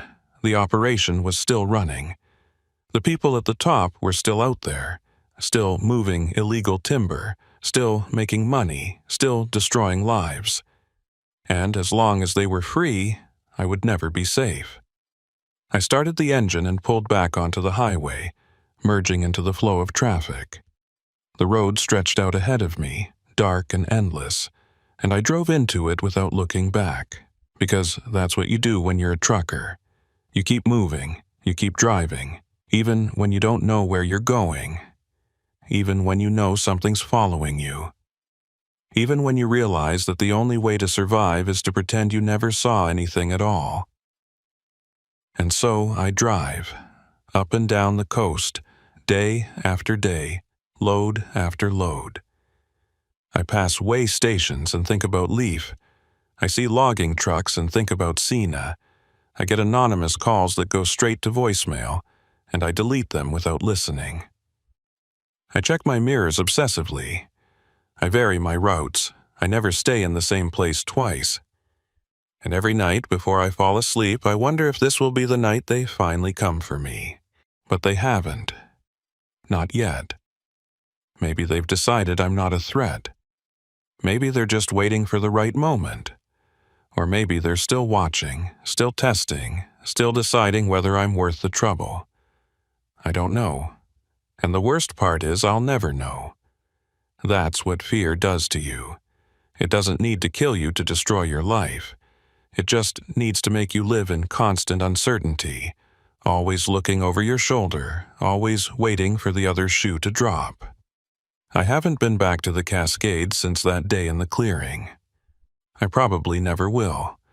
But sometimes, late at night, when I'm driving through the rain and the road is empty and dark, I think about that hidden semi, about the tire tracks in the mud, about the manifest signed with Sina's initials. And I wonder how many other clearings are out there, hidden in the mountains, running operations that no one will ever uncover. How many other drivers are being used, manipulated, framed? How many other people are living in fear just like me? The truth is, I'll never know the full story. I'll never know who the people at the top are, or how far the network really extends, or what happened to Sine after she disappeared. All I know is that I was a pawn in a game I didn't understand, and I'm lucky to still be alive. But luck runs out eventually, and when mine does, I probably won't even see it coming. That's the real horror of it all. Not the threats, not the violence, not even the fear. It's the uncertainty, the not knowing. The realization that you can do everything right and still end up a casualty in someone else's war. So I keep driving. I keep my head down. I keep my mouth shut. And I hope that's enough. But deep down, I know the truth. It's never enough. Because once you've seen what I've seen, once you know what I know, there's no going back to normal. There's only the road, the endless miles of asphalt stretching out ahead, and the knowledge that somewhere out there, in the shadows of the Cascades, the operation is still running. The timber is still moving, the money is still changing hands, and the people at the top are still watching, still waiting, still deciding. I got a new text message 2 weeks ago. Unknown number, just 3 words. Drive safe, Kincaid. I deleted it immediately. But I couldn't delete the feeling it left behind. The certainty that they know where I am. That they've always known. That they're letting me live for now, as long as I stay quiet. As long as I keep pretending. As long as I play my part. And so I do. Because what choice do I have? I'm just a trucker. I haul freight, I follow routes, I mind my own business. That's all I've ever been. That's all I'll ever be. At least that's what I tell myself. Every single day. As I drive deeper into the night, alone on the highway watching the yellow lines disappear beneath my wheels. Knowing that somewhere behind me, or ahead of me, or beside me, they're still watching. Still waiting. And I'll never know when they'll decide I've outlived my usefulness. I'll just keep driving, until the day I can't anymore. My name is Cyrus Merritt, and I've been hauling freight along the Oregon coast for the better part of 8 years. Most people think coastal trucking is easier than mountain routes. No steep grades, no ice, no switchbacks that'll send you tumbling into a ravine if you misjudge a turn. But the coast has its own dangers. Fog so thick you can't see 10 feet ahead. Wind that'll push a loaded semi sideways across the lane. And storms that roll in off the Pacific with almost no warning, turning Highway 101 into a gauntlet of flooded sections and debris-strewn shoulders. I've driven through all of it. I've white-knuckled my way through winter squalls that felt like they were trying to peel the roof off my cab. I've navigated around rock slides, downed power lines, and sections of highway where the asphalt had cracked and buckled from the constant assault of salt air and heavy rain. The coast is beautiful, sure, but it's unforgiving. And if you're not careful, it'll kill you just as dead as any mountain pass. The incident I'm about to tell you about happened in early March of 2021, right at the tail end of storm season. I was making a run from Coos Bay up to Astoria, hauling a mixed load of canned seafood and processed fish products bound for a distribution center near the Washington border. The route was simple enough. Stick to US 101, follow the coastline north, make a few stops at smaller processing plants to pick up additional cargo, then deliver everything to Astoria before the end of the week. I'd done the run dozens of times before, and I knew every mile of that highway like the back of my hand. The weather forecast that morning had called for scattered showers and moderate wind. Nothing unusual for early March. I'd checked the tide tables too. a habit I'd picked up after nearly getting stranded on a flooded coastal access road a few years back. High tide was expected around 2 in the afternoon, which meant I needed to time my pickups carefully to avoid any low-lying sections of road that might flood. I loaded up in Coos Bay just after dawn, verified the manifest with the plant supervisor, and hit the road by 7. The first leg of the trip was smooth. The rain was light, the wind manageable, and traffic was almost non-existent. I made my first pickup at a small processing plant outside of Florence without any issues, added another pallet of smoked salmon to the load, and continued north. It was around noon when things started to change. The rain picked up, going from a light drizzle to a steady downpour in the span of maybe 15 minutes. The wind kicked up too, gusting hard enough that I had to grip the wheel with both hands to keep the semi from drifting. Visibility dropped to maybe 100 feet, and I slowed down to 40 miles per hour, hazards flashing. I was about 20 miles south of Newport when I saw the detour sign. It was one of those temporary orange signs, the kind highway crews put up when there's construction or an accident. The arrow pointed inland, away from the coast, onto a secondary road I wasn't familiar with. I slowed to a crawl and peered through the rain-streaked windshield, looking for more information. There was a second sign a few yards ahead. US 101 closed ahead, flooding, follow detour. I cursed under my breath. Flooding wasn't uncommon on this stretch of highway, especially during high tide combined with heavy rain. But I'd driven through here just 2 weeks ago, and there hadn't been any issues. Still, I wasn't about to argue with a road closure sign. I flicked on my turn signal and followed the detour onto the secondary road. The road was narrow, barely wide enough for my semi, and it climbed inland through dense coastal forest. The pavement was cracked and uneven, with potholes deep enough to bottom out my suspension if I hit them wrong. I took it slow, keeping my eyes on the road and my hands steady on the wheel. The detour signs appeared every quarter mile or so, yellow arrows pointing me forward, deeper into the forest. I kept expecting the road to loop back toward the coast, to rejoin US 101 a few miles north of the flooded section. But it didn't. It just kept winding inland, climbing higher, the forest closing in on both sides. After about 30 minutes, I started to get uneasy. I hadn't seen another car since I'd left the highway. No construction crews, no flaggers, no other trucks following the detour. Just me, alone on this narrow logging road, following signs that felt increasingly suspect. I thought about turning around, but the road was too narrow. There was no place to safely execute a U-turn with a loaded semi, and backing down a winding mountain road in a rainstorm was a recipe for disaster. So I kept going, trusting that the detour would eventually lead me back to civilization.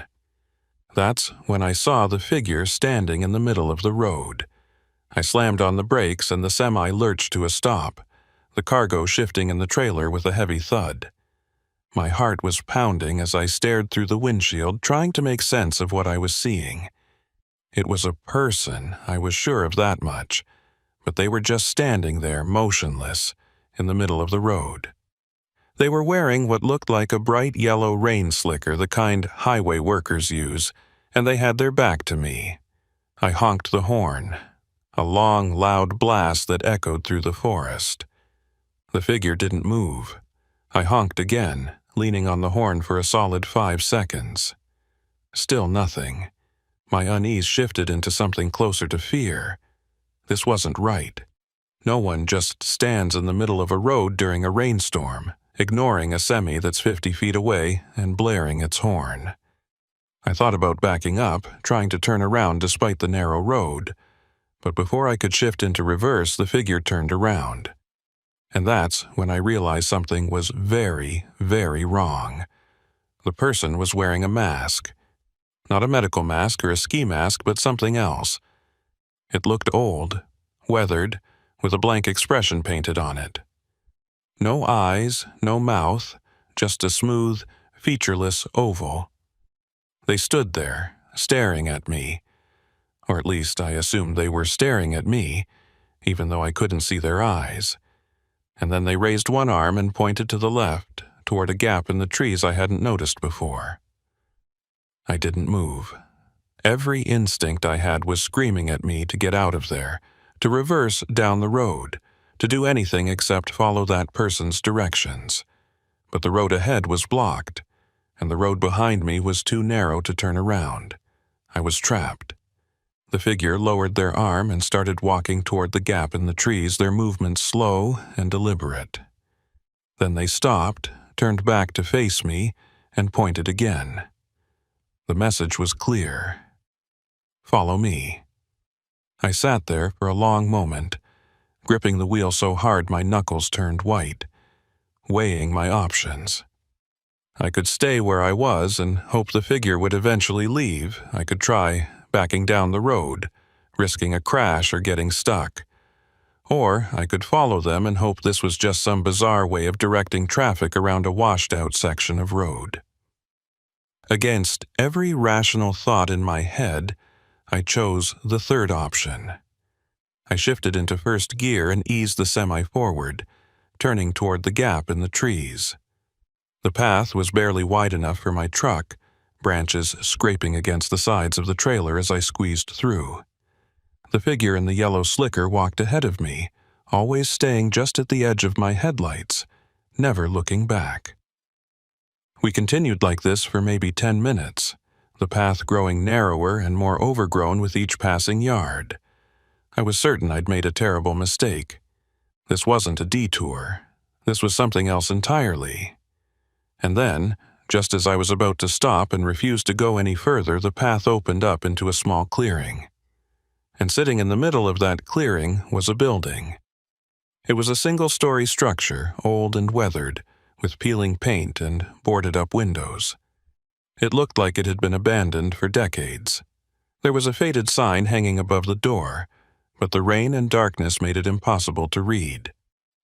The figure in the yellow slicker stopped at the edge of the clearing and turned to face me one last time. Then they raised their arm and pointed at the building.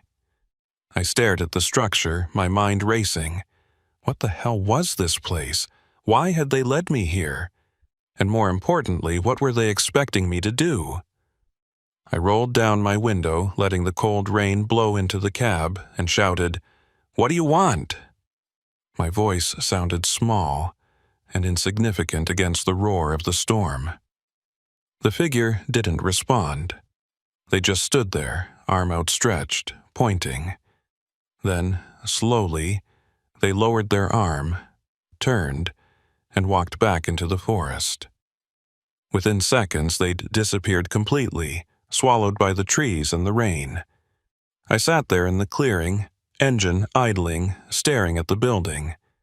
Every part of me wanted to throw the semi into reverse and get the hell out of there. But I couldn't shake the feeling that I was missing something, that there was a reason I'd been led here, that maybe, somehow, this was connected to the detour, to the flooded highway, to everything that had felt wrong about this trip from the moment I'd left Coos Bay. So I did something stupid. I killed the engine, grabbed my flashlight from the glove box, and climbed out of the cab. The rain hit me like a physical force, soaking through my jacket in seconds. I flicked on the flashlight and approached the building, my boots squelching in the mud. The front door was partially open, hanging crooked on rusted hinges. I pushed it the rest of the way open and shone my light inside. The interior was a mess. Broken furniture, shattered glass, old papers scattered across the floor. It looked like it had been ransacked, or maybe just left to rot after whoever owned it had abandoned it. I stepped inside, sweeping my flashlight across the room. There was a counter along one wall, the kind you'd see in an old general store or trading post. Behind it, shelves lined the wall, most of them empty except for a few dusty bottles and rusted cans. On the opposite wall, there was a large map, yellowed and torn, showing the Oregon coastline. Someone had marked it up with red pen, circling certain locations and drawing lines between them. I walked over to the map and studied it more closely. The circles seemed to correspond to coastal towns: Newport, Yakuts, Florence, Bandon, and the lines connecting them followed the route of US 101. But there were also marks farther inland, in areas that didn't correspond to any roads I knew. Places deep in the forest, miles from the nearest town. At the bottom of the map, someone had written a single word in block letters: shipments. I felt a cold knot form in my stomach. Shipments of what? And why would someone mark up a map like this, then abandon it in a derelict building in the middle of nowhere? I was about to leave when I noticed something else. There was a door at the back of the room, partially hidden behind a collapsed bookshelf. I moved the shelf aside and tried the door. It was locked, but the wood was old and brittle. I put my shoulder into it and the door splintered open with a crack that echoed through the building. Beyond the door was a narrow hallway, and at the end of the hallway was another room. I walked down the hall slowly, every creak of the floorboard setting my nerves on edge. When I reached the end, I pushed open the door and shone my light inside. The room was small, maybe 10 feet by 10 feet, with a single window that had been boarded up from the outside. In the center of the room was a metal desk, and on the desk was a stack of papers. I walked over and picked up the top sheet. It was a shipping manifest dated 3 weeks ago. The cargo was listed as processed seafood, and the destination was Astoria, the same destination I was headed to. My hands started to shake as I flipped through the rest of the papers. They were all shipping manifests, dozens of them, dating back over the past 6 months. All of them listed the same cargo, processed seafood. All of them listed the same destination, Astoria, and all of them had been signed off by the same person, Olin Petgrave. I recognized the name immediately. Olin Petgrave was the harbor master at one of the smaller docks in Newport, a gruff, no-nonsense guy in his early 60s who'd been working the docks for as long as anyone could remember. I'd met him a handful of times over the years, always brief interactions when I was picking up or dropping off cargo. He'd always seemed professional, if a bit brusque. But seeing his name on these manifests, in this abandoned building, in the middle of a forest miles from any dock, set off alarm bells in my head. I stuffed a few of the manifests into my jacket and turned to leave. That's when I heard it. Footsteps. Slow, deliberate, coming from the hallway. I killed my flashlight and pressed myself against the wall, heart hammering in my chest. The footsteps grew louder, closer. Then they stopped, just outside the door. I held my breath, praying whoever it was would move on. But they didn't. The door creaked open, and a beam of light swept across the room. I caught a glimpse of the figure in the doorway. Tall, broad-shouldered, wearing the same yellow rain slicker as the person who'd led me here. But this wasn't the same person. I could tell by the build, the posture. This was someone else. The figure stepped into the room, their flashlight sweeping methodically across the walls, the desk, the corners. I stayed perfectly still, barely daring to breathe. The light passed over my hiding spot once, then doubled back. And that's when I ran. I shoved past the figure, slamming my shoulder into them and knocking them off balance. They let out a surprised grunt, and their flashlight clattered to the floor. I sprinted down the hallway, burst through the front door, and ran toward my semi. I could hear the figure behind me, shouting something I couldn't make out over the roar of the storm. I threw open the cab door, jumped inside, and fired up the engine. The semi roared to life, and I threw it into reverse, backing out of the clearing as fast as I dared. Branches scraped against the trailer, and I heard something, maybe a side mirror, maybe part of the cargo rigging, snap off with a metallic clang. I didn't care, I just needed to get out of there. I backed down the narrow path until I reached the main road, then threw the truck into drive and floored it. My hands were shaking so badly I could barely keep the wheel straight. I drove for maybe 20 minutes, following the detour signs in reverse, until I finally saw the glow of streetlights ahead. The road merged back onto US 101 just south of Newport, exactly where I'd expected the detour to end. But there was no flooding, no road closure, no sign that US 101 had ever been closed in the first place.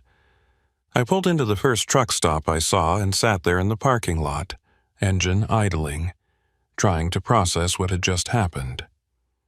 Someone had set up fake detour signs. Someone had led me into the forest to that abandoned building for a reason I didn't fully understand. And someone had been waiting there ready to confront me when I found those manifests. I pulled out the papers I'd stuffed into my jacket and read through them again under the dome light of my cab. Every single one bore Olin Petgrave's signature. Every single one listed cargo bound for Astoria.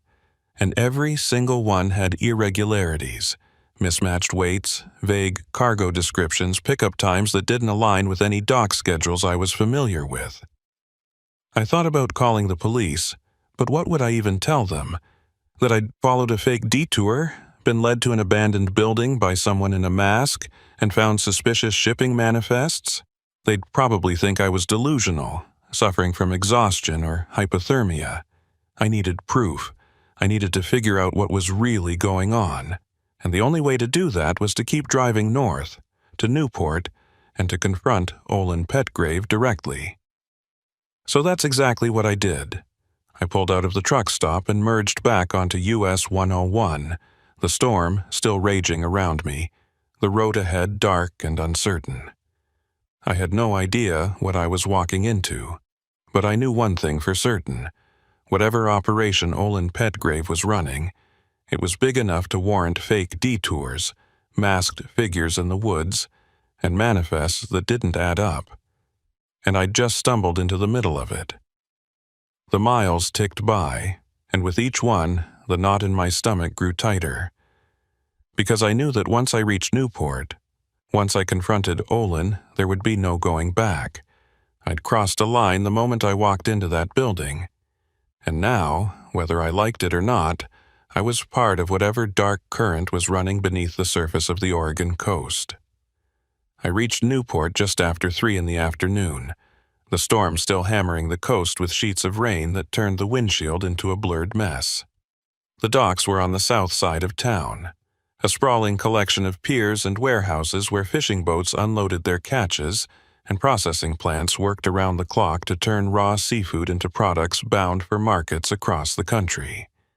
I'd been here dozens of times before, always during the day, always as part of a routine pickup or delivery. But today felt different. Today I wasn't here for work. I was here for answers. I parked my semi in the main lot and killed the engine, sitting in the cab for a few minutes to collect my thoughts.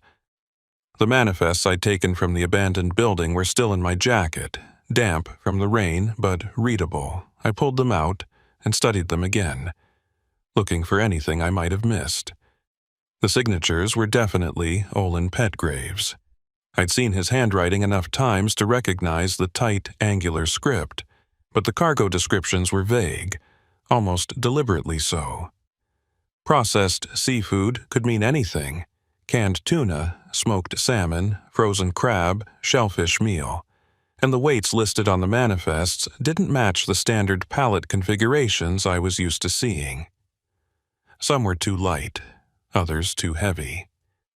It was sloppy work, the kind of thing that would get flagged during a routine inspection if anyone bothered to look closely enough. I climbed out of the cab and pulled my hood up against the rain. The docks were busy despite the weather. Forklifts moving pallets between warehouses, workers in rain gear shouting instructions over the howl of the wind. I made my way toward the harbor master's office, a squat concrete building at the far end of the main pier. The door was unlocked, and I pushed it open without knocking. The office was small and cluttered, the walls covered with nautical charts, tide tables, and safety notices. A space heater hummed in the corner, and the air smelled like coffee and old cigarette smoke. Olin Petgrave was sitting behind a metal desk, hunched over a stack of paperwork. He looked up as I entered, his expression shifting from mild annoyance to recognition. "Merritt," he said, leaning back in his chair. "Didn't know you had a delivery scheduled today." I shook the rain off my jacket and closed the door behind me. "I don't. I'm here to talk." Olin's eyes narrowed slightly. "About what?" I pulled the manifests from my jacket and dropped them on his desk. "About these." For a moment, Olin didn't move. He just stared at the papers, his face unreadable. Then he picked up the top sheet and scanned it, his jaw tightening. "Where did you get these?" he asked quietly. "From an abandoned building about 30 miles south of here. Someone led me there, someone wearing a mask and a yellow rain slicker. They set up fake detour signs and funneled me off the highway." Olin set the manifest down and folded his hands on the desk. "And why would someone do that?" I leaned forward, planting my palms on the edge of the desk. "That's what I'm asking you. Because every single one of those manifests has your signature on it. And every single one of them has irregularities, wrong weights, vague descriptions, pickup times that don't make sense. So either you're running something off the books, or someone's forging your signature to cover their tracks. Which is it?" Olin studied me for a long moment, his expression cold and calculating. Then he stood up, walked to the door, and locked it. The click of the deadbolt echoed in the small room, and I felt a spike of adrenaline. "Sit down, Merritt," he said, gesturing to a chair. I didn't move. "I'm fine standing." He shrugged and walked back to his desk, pulling a ring of keys from his pocket. He unlocked a drawer, reached inside, and pulled out a thick manila folder. He set it on the desk between us and opened it. Inside were more manifests, dozens of them, all bearing his signature. "You're not the first person to find those papers," he said. "And you're not the first person to come here asking questions. But you might be the first one stupid enough to actually confront me about it." My hands curled into fists. "So, you're admitting it. You're running something illegal." Olin shook his head. "I'm not running anything. I'm just a cog in the machine, same as you. The difference is, I know when to keep my mouth shut." He sat down again and pulled out a cigarette, lighting it with a cheap plastic lighter. He took a long drag, exhaled, and looked at me through the smoke. "You want to know what's going on? Fine, I'll tell you. But once I do, you're in it, you understand? There's no walking away, no pretending you didn't hear this. Once you know, you're part of it." I swallowed hard, my mouth suddenly dry. "I'm already part of it. Someone led me to that building for a reason. And I'm guessing it wasn't because they wanted to scare me off." Olin smiled, but there was no warmth in it. "No, it was a test. To see if you'd take the bait. To see if you'd go digging, and you did. So congratulations, Merritt, you passed." He leaned back in his chair and gestured at the manifests. "Those shipments you found, they're real. But the cargo isn't what's listed on the paperwork. The crates say processed seafood, but that's just cover. What's really inside is something a lot more valuable, and a lot more illegal." My stomach dropped. "What are you talking about? What's in the crates?" Olin tapped ash from his cigarette into a tray on his desk. "Pharmaceuticals. High-grade opioids mostly. Fentanyl, oxycodone, hydromorphone. Stuff that gets smuggled in from Canada and Asia, repackaged here and distributed to buyers up and down the coast. The docks are perfect for it. Constant shipments coming in and out, minimal oversight, and enough legitimate cargo to bury the illegal stuff. No one looks twice at a pallet of canned tuna." I felt like the floor had dropped out from under me. "And you're part of this? You're helping them smuggle drugs?" Olin shrugged. "I sign manifests. I make sure the right shipments get cleared through customs without too much scrutiny. I keep my mouth shut and collect a paycheck. It's not complicated. I stared at him, disbelief and anger warring in my chest. You're poisoning people. You're helping flood communities with drugs that are killing. Save it. Olin interrupted, his voice minor. You think I don't know that? You think I don't see the bodies washing up on the beaches, the overdoses, the families torn apart? I know exactly what I'm doing, and I don't need you standing there acting like you're better than me. He stubbed out his cigarette and stood up, walking to the window. The rain streaked down the glass, distorting the view of the docks beyond. You want to know why I do it? Because I don't have a choice. The people running this operation aren't the kind of people you say no to. You either play along or you disappear, simple as that. I shook my head. There's always a choice. Olin turned to face me, his expression hard. Is there? Then make yours, Merritt. You can walk out of here right now, get back in your truck, and forget this conversation ever happened. Or you can try to be a hero, go to the cops, and see how long it takes before you end up in a ditch somewhere. What's it going to be? I didn't answer. I just stood there, my mind racing, trying to figure out my next move. Olin watched me for a moment, then sighed. Look, I don't want you to get hurt. You seem like a decent guy. So here's what I'm going to do. I'm going to give you a piece of advice. Stay out of this. Don't dig any deeper. Don't go to the authorities. Just finish your delivery, go home, and pretend this never happened. Because if you don't, the people I work for will find out. And when they do, they'll come for you. And trust me, they're a lot scarier than some guy in a mask. I turned and walked toward the door, my hand reaching for the deadbolt. I'm not going to pretend this never happened, I said quietly. And I'm not going to let you keep doing this. Olin laughed, a bitter, humorless sound. Then you're a dead man, Merritt. You just don't know it yet. I unlocked the door and stepped out into the rain, my heart pounding so hard I thought it might burst. I made it halfway across the parking lot before I heard footsteps behind me. I turned and saw a woman approaching, her EMT uniform visible under her rain jacket. She was in her late 30s with short dark hair and sharp, intelligent eyes. I recognized her immediately. Tamsin Crow, one of the paramedics who worked out of the Newport fire station. I'd met her once before, a few years back, when I'd been on scene for a minor accident involving a delivery truck. "Cyrus Merritt," she called out, raising her voice over the storm. I stopped and waited for her to catch up. "Yeah, what do you need?" Tamsin glanced over her shoulder toward the harbor master's office, then back at me. "I need to talk to you, somewhere private. It's important."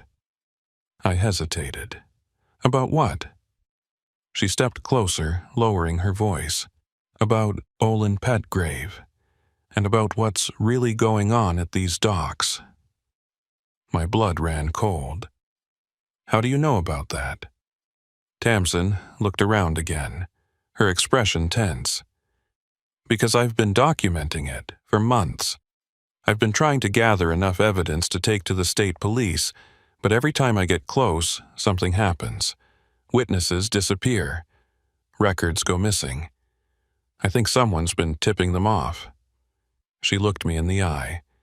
"But if you've got something, anything, that can help me build a case, I need to see it. Because people are dying, Merritt, and if we don't stop this, it's only going to get worse." I thought about the manifest in my jacket, about the abandoned building in the forest, about the masked figures who'd led me there, and I thought about Olin's warning, about the people he worked for, about what they'd do if they found out I was cooperating with someone trying to expose them. But I also thought about the bodies Tamsin had mentioned, about the overdoses, about the communities being destroyed by the drugs flowing through these docks, and I made my choice. "Come with me," I said, and led her toward my semi. We climbed into the cab. out of the rain, and I spread the manifests out on the dashboard. Tamsin studied them carefully, her eyes scanning every detail, her fingers tracing the signatures and cargo descriptions. "This is exactly what I've been looking for," she said quietly. "These manifests prove that Olin's been signing off on shipments that don't match the cargo descriptions. If we can cross-reference these with the actual shipments that went out on those dates, we can prove the discrepancies." She pulled out her phone and started taking photos of the documents. "Where did you get these?" I told her about the detour, the masked figures, the abandoned building. She listened without interrupting, her expression growing darker with each detail. When I finished, she sat back and let out a long breath. "They were testing you, seeing if you'd take the bait, which means they've been watching you, probably for a while." A chill ran down my spine. "Why me?" Tamsin shook her head. "I don't know. Maybe they think you're a weak link. Maybe they're trying to recruit you. Or maybe they just want to see how much you know before they decide what to do with you." She tucked her phone back into her jacket. "Either way, you're in danger now. We both are. The people running this operation don't leave loose ends." I thought about Olin's words, about how I was a dead man. "So what do we do?" Tamsin thought for a moment, then pulled out a business card and handed it to me. "There's a state police detective I've been working with. His name's on that card. He's been investigating drug trafficking along the coast for the past 2 years, and he's clean. I've vetted him myself. I'll send him these photos and arrange a meeting. But in the meantime, you need to be careful. Don't go back to that building. Don't confront Olin again. And don't tell anyone else about this. Understood?" I nodded and tucked the card into my wallet. "What about you? Are you going to be safe?" She gave me a tight smile. "I've been doing this long enough to know how to cover my tracks. I'll be fine, just watch your back, Merritt. These people are ruthless, and they're everywhere." She climbed out of the cab and disappeared into the rain, leaving me alone with my thoughts. I sat there for a long time, staring at the manifests, trying to process everything that had just happened. I'd stumbled into something much bigger and much more dangerous than I'd ever imagined, and now there was no going back. I started the engine and pulled out of the parking lot, my hands trembling on the wheel. I still had a delivery to make in Astoria, but my mind was miles away, lost in a fog of fear and uncertainty. I kept checking my mirrors, expecting to see someone following me. But the road behind me stayed empty. That night, I stopped at a truck stop just north of Newport and tried to get some sleep. But every time I closed my eyes, I saw the masked figure standing in the road, pointing toward the abandoned building. I saw Olin's cold, calculating stare. I saw Tamsin's tense expression as she warned me to watch my back. Sleep didn't come. Around 2 in the morning, my phone buzzed with a text message from an unknown number. I stared at the screen, my heart racing, and opened it. The message was short. "You shouldn't have taken those papers." I sat up, every nerve in my body on high alert. I tried calling the number back, but it went straight to a generic voicemail. I thought about calling Tamsin or the detective whose card she'd given me, but I didn't know what I'd even say. Someone knew I had the manifests. Someone knew I'd been to the building. And someone was watching me right now. I climbed out of the sleeper berth and checked the locks on the cab doors. Then I grabbed my flashlight and did a full inspection of the truck, checking the undercarriage, the cargo straps, the trailer. I didn't find anything out of the ordinary, but that didn't make me feel any better. I spent the rest of the night sitting in the cab with the lights off, watching the parking lot, waiting for something to happen. But nothing did. When dawn finally broke, I fired up the engine and continued north toward Astoria, my nerves frayed and my mind racing. I didn't know who'd sent that text. I didn't know how they'd gotten my number, But I knew one thing for certain. I was being hunted, and I had no idea how to escape. I made it to Astoria just before noon, my eyes burning from lack of sleep and my nerves stretched to the breaking point. The delivery went smoothly enough. I backed into the loading dock at the distribution center, verified the cargo with the receiving clerk, and watched as they unloaded the pallets one by one. Nobody said anything unusual. Nobody gave me strange looks. It was just another routine delivery, the kind I'd done 1,000 times before. But I couldn't shake the feeling that I was being watched. Every time a forklift passed by, every time I caught movement in my peripheral vision, I tensed up. The text message from the unknown number kept replaying in my mind. You shouldn't have taken those papers. Someone knew. Someone was tracking my movements, and I had no idea who they were or when they'd make their move.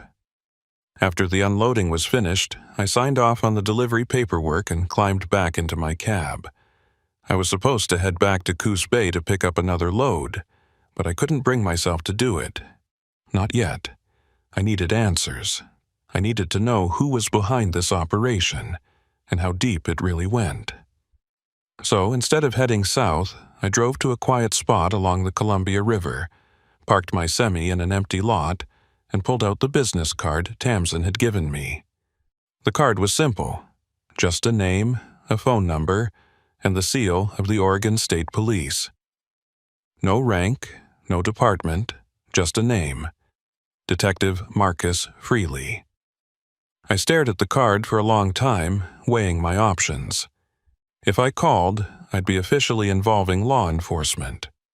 There'd be no going back. But if I didn't call, I'd be on my own, hunted by people who had no qualms about making problems disappear. I dialed the number. It rang 3 times before a gruff voice answered. Freely. Detective Freely. My name is Cyrus Merritt. Tamsin Crow gave me your number. She said you're investigating drug trafficking along the coast.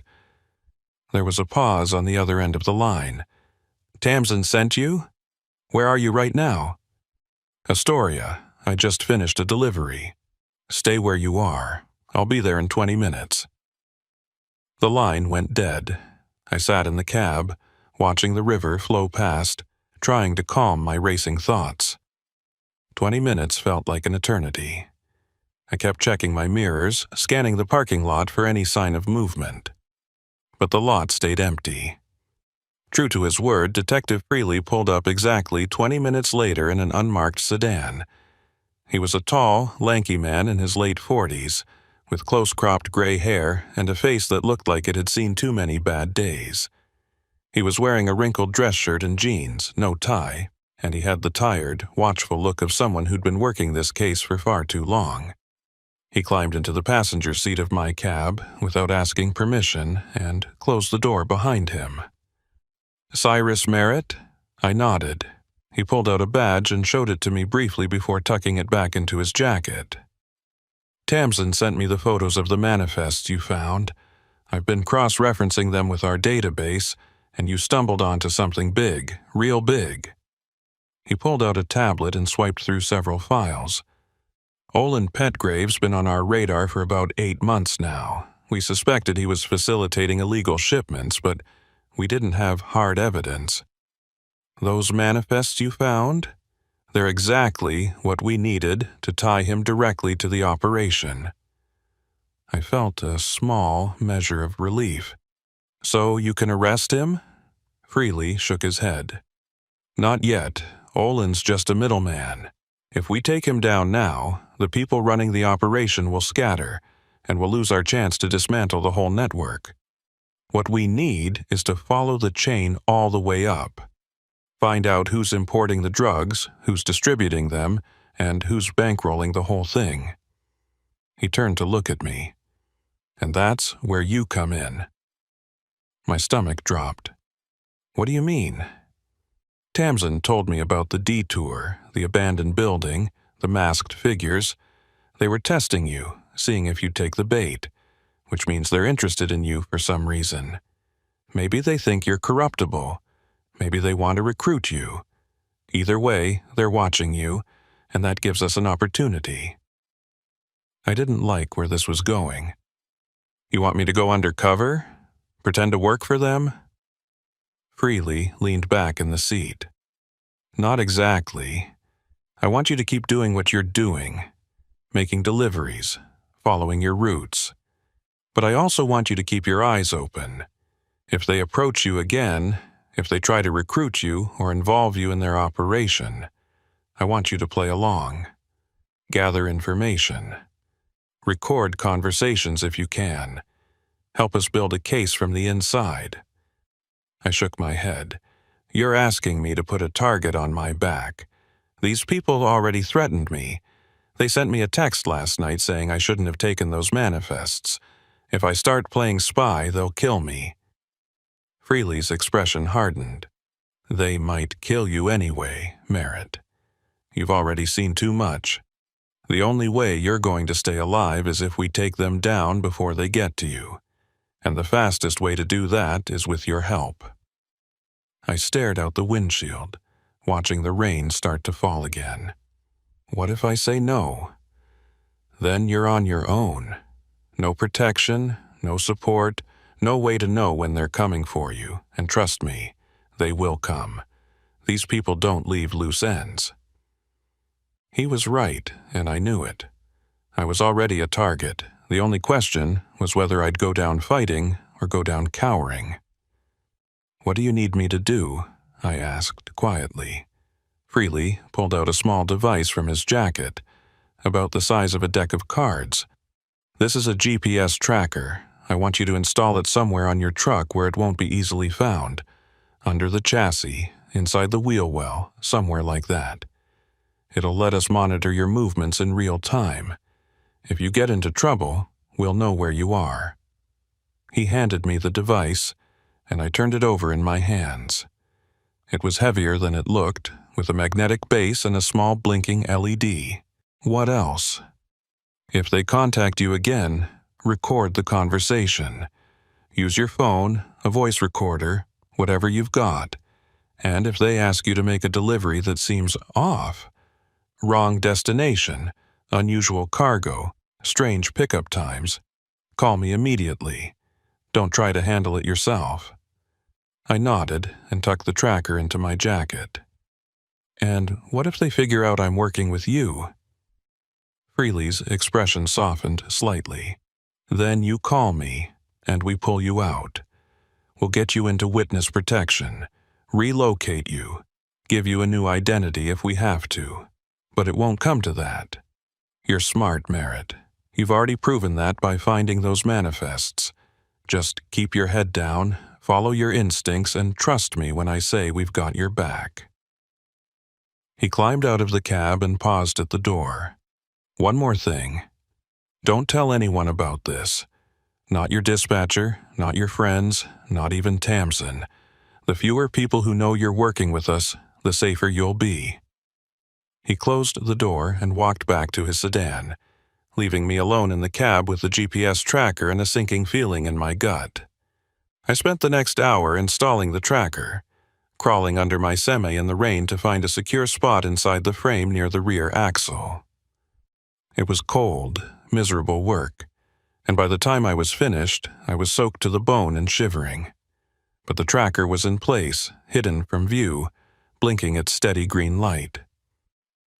I climbed back into the cab and called my dispatcher, letting her know I was ready for my next assignment. She gave me a new pickup, another load of processed seafood, this time from a plant just south of Tillamook, bound for Seattle. I took the job and headed south, back down US 101, retracing the same route I'd driven just days before. The rain had let up slightly, but the wind was still howling, buffeting my semi as I navigated the curves and switchbacks. I kept checking my mirrors, looking for any sign that I was being followed, but the road behind me stayed empty. I reached the processing plant in Tillamook just after dark and backed into the loading bay. The crew was waiting, and they loaded the pallets quickly and efficiently. I verified the manifest, signed off on the cargo, and was back on the road within 30 minutes. Everything seemed normal. Too normal. I was halfway to Portland when my phone rang. Unknown number. I hesitated, then answered. Hello? There was silence on the other end for a few seconds. Then a voice, distorted and mechanical, like it was being run through a voice changer. Cyrus Merritt, we need to talk. My blood ran cold. Who is this? You know who this is. You've been asking questions, poking around where you don't belong, and now you've made yourself a problem. I tightened my grip on the wheel. I haven't done anything. I'm just a driver. The voice laughed, a harsh, grating sound. You took something that didn't belong to you, and you showed it to people you shouldn't have. That was a mistake. I don't know what you're talking about. I lied. Yes, you do. And here's what's going to happen. You're going to keep your mouth shut. You're going to forget everything you saw at that building. And you're going to stay out of our business. If you do that, we'll forget about you. If you don't... The voice trailed off, letting the threat hang in the air. If I don't, I asked, then we'll make sure you can't talk to anyone, ever again. The line went dead. I pulled over to the shoulder, my hands shaking so badly I could barely hold the phone. I sat there for a long moment, trying to calm my racing heart, trying to think. They knew I'd taken the manifests.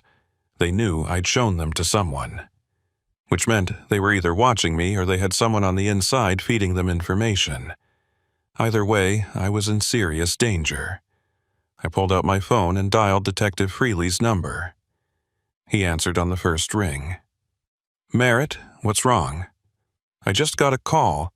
Anonymous, voice distorted.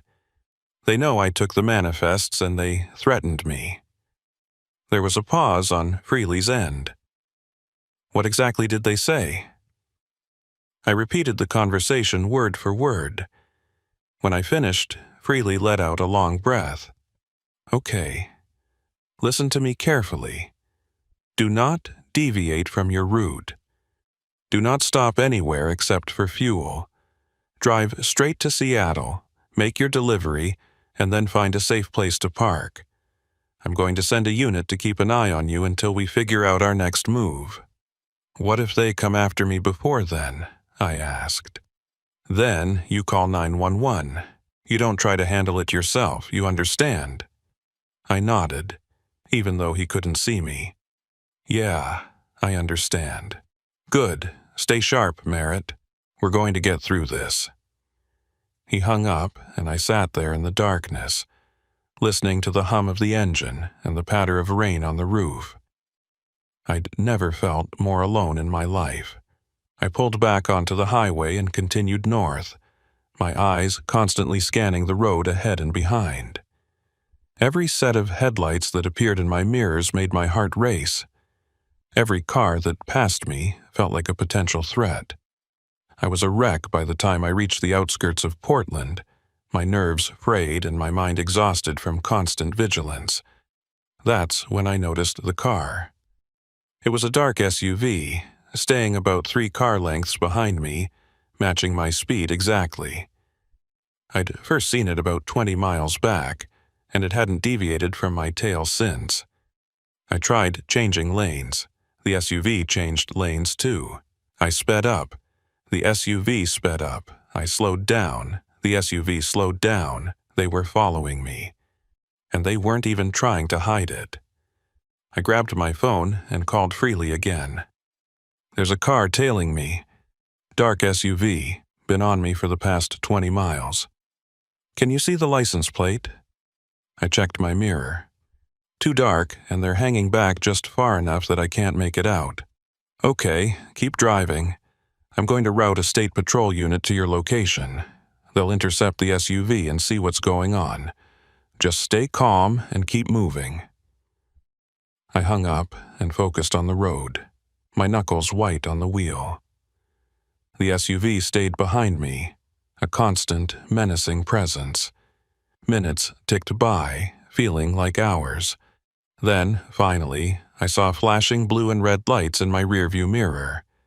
A state patrol car was coming up fast, closing the distance between me and the SUV. The patrol car pulled in behind the SUV, lights blazing, and the SUV immediately veered off onto an exit ramp, disappearing into the night. The patrol car followed, and within seconds, both vehicles were gone. I let out a shaky breath and kept driving. My phone rang a few minutes later. It was Freely. We lost them. The SUV took a series of side roads and disappeared before our unit could catch up. But we got a partial plate. We're running it now. What does that mean? I asked. It means whoever's following you is professional. They know how to avoid detection, which tells me this isn't some small-time operation. These people have resources, training, and connections. You need to be even more careful from here on out. I reached Seattle around midnight and made my delivery without incident. After I'd unloaded and signed off on the paperwork, I found a quiet truck stop on the outskirts of the city and parked in a well-lit spot near the entrance. I locked the doors, climbed into the sleeper berth, and tried to get some rest. But sleep wouldn't come. Every sound outside the cab made me jump. Every passing car made me reach for my phone. I was living in a constant state of fear, and I didn't know how much longer I could keep it up. Around 3 a.m, I heard a knock on the cab door. I bolted upright, heart hammering, and grabbed the hunting knife I'd stashed under the seat. "Who is it?" I called out. "It's me, Tamsin." I peered through the window and saw her standing outside, her EMT jacket soaked from the rain. I unlocked the door and let her in. She climbed into the cab, dripping water onto the floor, and sat down in the passenger seat. "What are you doing here?" I asked. Freely told me what happened, the phone call, the SUV. "I wanted to check on you." I set the knife down and leaned back against the seat. "I'm fine, just on edge." Tamsin studied me for a moment, her expression concerned. "You're not fine, Cyrus. You're terrified, and you have every right to be. These people are dangerous. Then why are you helping Freely? Why are you risking your life for this?" She looked out the window, watching the rain streak down the glass. "Because I've seen what these drugs do to people. I've responded to overdoses, watched people die in the back of my ambulance, held the hands of parents who lost their kids to fentanyl, and I couldn't just stand by and do nothing. So when Freely approached me and asked for help documenting the operation, I said yes, even though I knew it was dangerous, even though I knew it might get me killed." She turned back to me. "You're doing the right thing, Cyrus. I know it doesn't feel like it right now, but you are. And we're going to stop these people. I promise you that." I wanted to believe her, but all I could think about was the voice on the phone, the SUV in my mirrors, the endless miles of highway stretching out ahead of me with no safe place to hide. "What if we can't stop them?" I asked quietly. Tamsin reached over and squeezed my shoulder. "Then at least we tried, and that's more than most people can say." She stayed with me for another hour, and we talked about everything and nothing. Her work as a paramedic, my years on the road, the lives we'd lived before all of this started. It was the first time in days that I felt even remotely normal. When she finally left, climbing back out into the rain with the promise to stay in touch, I felt a little less alone, but the fear was still there, lurking in the back of my mind, waiting for the next phone call, the next threat, the next move in a game I didn't know how to win. The next 2 weeks were the longest of my life. I kept driving my routes, picking up loads in Coos Bay and Tillamook and Newport, delivering them to Seattle and Portland and Astoria. Every day felt like walking a tightrope over a pit of knives. I installed the GPS tracker Detective Freely had given me, and I knew somewhere, someone was watching my every move. But I didn't know if it was just Freely and his team, or if the people running the drug operation had found a way to tap into that signal too. I checked my truck obsessively, under the chassis, inside the wheel wells, behind the dashboard. I was looking for bugs, trackers, anything that might indicate I was being monitored. I never found anything, but that didn't make me feel safer. It just made me more paranoid. The anonymous phone calls stopped after that first one, but that was almost worse. The silence felt like the calm before a storm, like they were waiting for the right moment to strike. I kept Freely updated on every delivery, every conversation, every strange look I got from dock workers or plant supervisors, but nothing seemed out of the ordinary. It was like the entire operation had gone dark, waiting me out. Then, 3 weeks after my conversation with Freely, I got a call from my dispatcher. She had a new assignment for me, a rush delivery, pickup in Newport, destination in Astoria. The cargo was listed as processed crab, and the client was willing to pay double the usual rate if I could get it there within 12 hours. It was unusual, but not unheard of. Rush deliveries happened, especially when a client had a tight deadline or a last-minute order to fill. I told her I'd take it and headed south toward Newport, my gut telling me something was off but my mind unable to pinpoint exactly what. I reached the Newport docks just after dark, the fog rolling in thick off the ocean, turning the streetlights into hazy orbs of yellow light. The pickup location was at a smaller dock on the far side of the harbor, away from the main processing plants. I'd been there once before, years ago, and I remembered it as a quiet, almost forgotten corner of the waterfront. I backed my semi into the loading area and killed the engine. The dock was deserted. No workers, no forklifts, no lights in the warehouse windows. Just my truck, the fog, and the sound of waves lapping against the pilings. I climbed out of the cab and walked toward the warehouse, my flashlight cutting through the mist. The door was unlocked, hanging slightly ajar. I pushed it open and called out, "Hello? Anyone here?" No response. I stepped inside, sweeping my flashlight across the interior. The warehouse was empty. No cargo, no equipment, nothing but bare concrete floors and rusted metal shelves. My pulse quickened. This was wrong, very wrong. I turned to leave, but before I could take 2 steps, the warehouse door slammed shut behind me. I spun around and saw 3 figures standing between me and the exit. They were wearing dark clothing, their faces obscured by shadows and the fog that had crept in through the gaps in the walls. One of them stepped forward, and I recognized the yellow rain slicker immediately. It was the same person, or at least the same outfit, that had led me to the abandoned building weeks ago. "Cyrus Merritt," the figure said, their voice muffled by a mask. "We've been waiting for you." I backed up slowly, my hand reaching for the hunting knife on my belt. "What do you want?" The figure tilted their head. "You've been causing problems, asking questions, talking to people you shouldn't be talking to. We gave you a chance to walk away, but you didn't take it. So now, we need to make sure you understand the consequences." One of the other figures moved to the side, and I saw they were holding something. A metal pipe, maybe, or a crowbar. My heart was hammering so hard I could barely think. "I haven't told anyone anything," I lied. "I took your advice. I stayed out of it." The figure in the yellow slicker laughed. "You're a terrible liar, Merritt. We know you met with the state police. We know you gave them the manifests. We know you've been working with them." My blood ran cold. They knew. They knew everything. Which meant someone on the inside, someone close to Freely, or maybe even Freely himself, had leaked the information.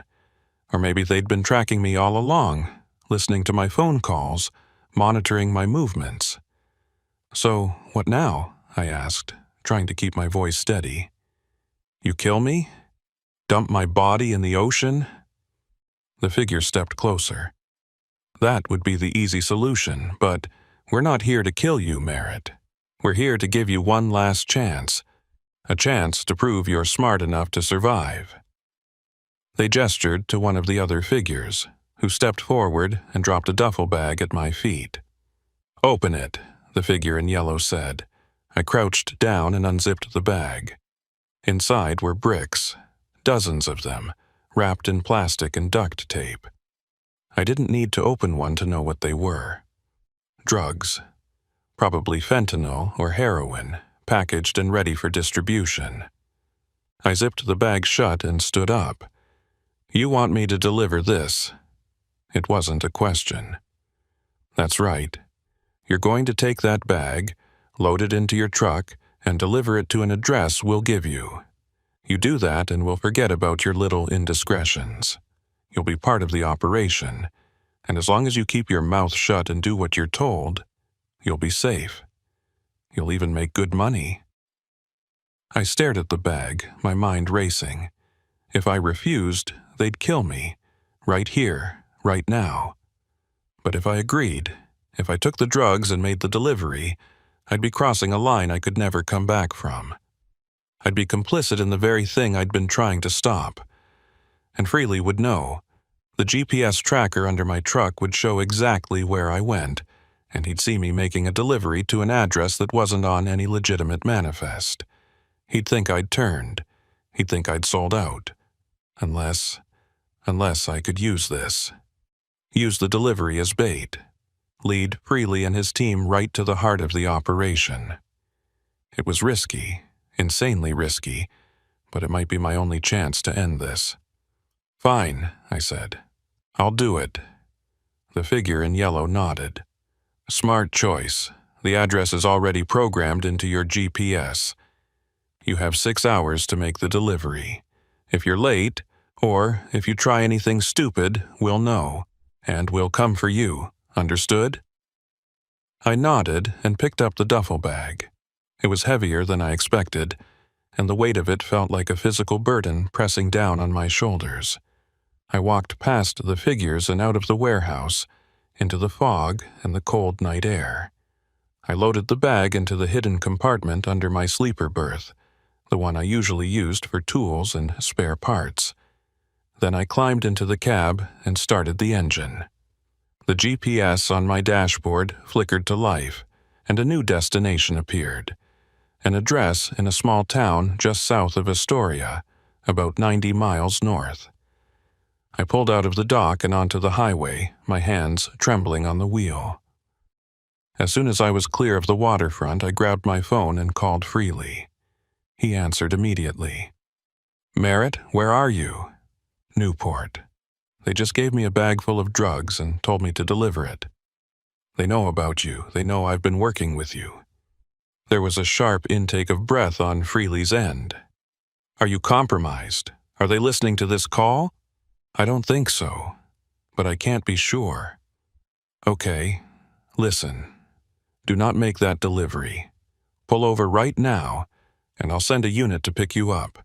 We'll get you into protective custody." I shook my head, even though he couldn't see me.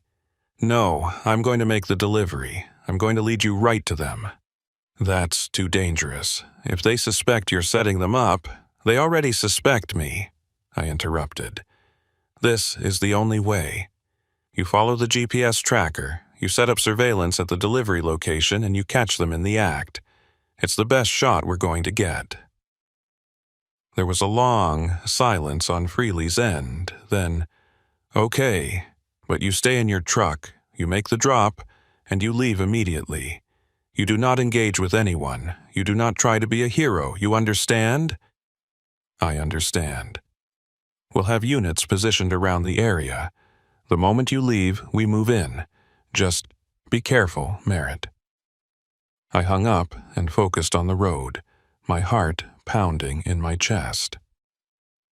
The drive to the delivery location took just under 2 hours. The address led me to a cluster of industrial buildings on the outskirts of a small coastal town, the kind of place that had probably thrived in the fishing boom decades ago, but now felt abandoned and forgotten. I pulled into the lot and parked near a corrugated metal warehouse. The lot was empty except for a single black van parked near the loading dock. I grabbed the duffel bag from the sleeper berth and climbed out of the cab. The fog was even thicker here, rolling in off the ocean in dense waves that swallowed everything beyond 20 feet. I walked toward the van, my boots crunching on gravel. The back doors swung open as I approached, and a man stepped out. He was tall and broad-shouldered, wearing a heavy coat and gloves. His face was partially obscured by a scarf, but I could see his eyes, cold, calculating, watching my every move. "You're late," he said. I held up the duffel bag. Traffic was bad. He took the bag from me and unzipped it, inspecting the contents. After a moment, he nodded. "Good. You did well, Merritt. Welcome to the team." I forced myself to nod. "So, what now?" The man zipped the bag shut and tossed it into the van. "Now you go back to your normal runs. We'll contact you when we need you again. And remember, keep your mouth shut. You're part of this now. If you talk, you die. Simple as that."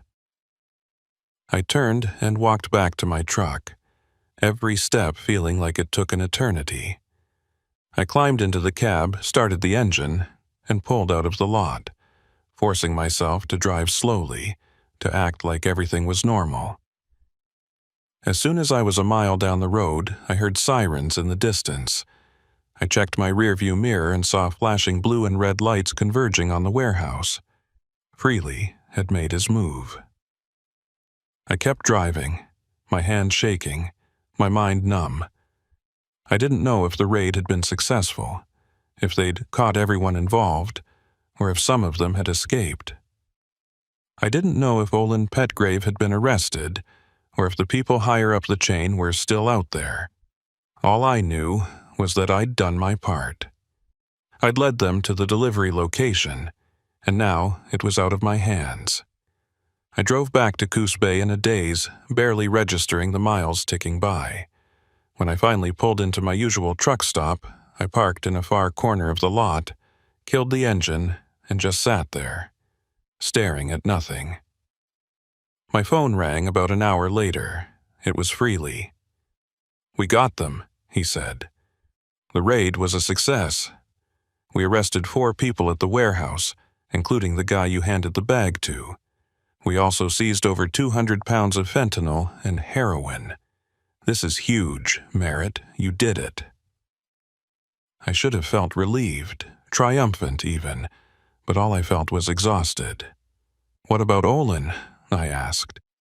"We arrested him this morning. He's being charged with conspiracy to distribute controlled substances, among other things. He's looking at 20 years minimum." "And the people higher up?" "The ones running the operation." Freely hesitated. "We're still working on that. Some of the suspects we arrested are cooperating, giving us names and locations, but it's going to take time to dismantle the entire network. These things always do." I closed my eyes. "So it's not over." "Not yet, but we dealt them a major blow, and that's because of you." I didn't respond. What was there to say? "Merritt, I know this has been hard on you, but you did the right thing. You saved lives, a lot of lives." "Yeah," I said quietly. "I know." I hung up and sat there in the darkness, listening to the hum of the refrigeration unit in the truck parked next to mine. I thought about Tamsin, about her promise that we'd stop these people. I thought about the manifests, the abandoned building, the masked figures in the fog, and I thought about how close I'd come to being just another casualty in a war I'd never asked to be part of. The next morning, I got a text from Tamsin. It was short and to the point. "Heard about the raid. You okay?" I typed back, "Yeah, I'm okay." But I wasn't sure if that was true. Over the next few days, I kept expecting something to happen. A phone call, a visit, some sign that the people Freely hadn't caught were coming for me. But nothing did. The days turned into weeks, and slowly life started to return to something resembling normal. I went back to my regular routes, hauling seafood up and down the coast, trying to put the whole ordeal behind me. But I couldn't shake the feeling that I was still being watched. Every time I drove past the Newport docks, I thought about Olin Petgrave, sitting in a jail cell, probably blaming me for his arrest. Every time I passed a way station or a processing plant, I wondered if someone else had taken his place, if the operation was already rebuilding itself in the shadows. And every time I saw a car following me for more than a few miles, my heart rate spiked, and I reached for my phone, ready to call freely. One night, about 2 months after the raid, I stopped at a rest area just south of Tillamook to grab some sleep.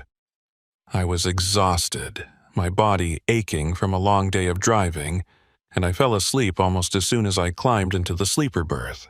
I woke up a few hours later to the sound of someone knocking on my cab door. I sat up, disoriented, and peered through the window. It was Tamsin. She was standing outside in the rain, her EMT jacket soaked, her expression tense. I unlocked the door and let her in. "What are you doing here?" I asked. She climbed into the cab and closed the door behind her. "I needed to see you. To warn you." My stomach dropped. "Warn me about what?" Tamsin pulled out her phone and showed me a photo. It was a screenshot of a text message sent from an unknown number. "Tamsin Crow, we know what you did. We're coming for you." I stared at the message, my blood running cold. "When did you get this?" "2 days ago. And I've been getting them every night since. Always from a different number, always the same message.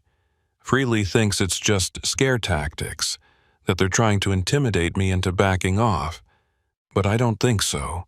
I think they're serious." She looked at me, her eyes filled with fear.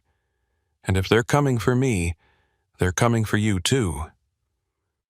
I thought about the GPS tracker under my truck, about the delivery I'd made, about all the people who knew I'd cooperated with the police. "What do we do?" I asked. Tamsin shook her head. "I don't know. Freely says he can offer us protection, but that only lasts as long as the investigation is active. Once the trials are over, once the cases are closed, we're on our own. And these people, they don't forget. They don't forgive." We sat there in silence for a long moment, the rain drumming on the roof of the cab. "Maybe we should disappear," I said quietly. "Change our names, move somewhere far away, start over." Tamsin looked out the window, watching the rain streak down the glass. "Maybe, but is that really living? Always looking over our shoulder, always waiting for them to find us?" I didn't have an answer. Because she was right. There was no escaping this. Not really. We'd seen too much, done too much. We were marked now, whether we stayed or ran. "I'm sorry I got you into this," I said. Tamsin turned to look at me, and for the first time since I'd met her, she smiled.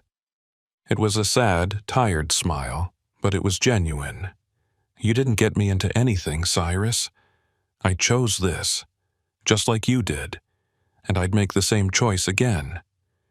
She reached over and squeezed my hand. "We did the right thing, even if it cost us everything." She left a few minutes later, disappearing into the rain, and I sat alone in the cab, staring at my phone, waiting for the next message, the next threat, the next move in a game that never seemed to end. I still drive the coastal routes. I still pick up loads in Newport and Coos Bay and Tillamook, still deliver them to Seattle and Portland and Astoria. But everything's different now. I check my mirrors obsessively. I vary my routes, never taking the same road twice in a row.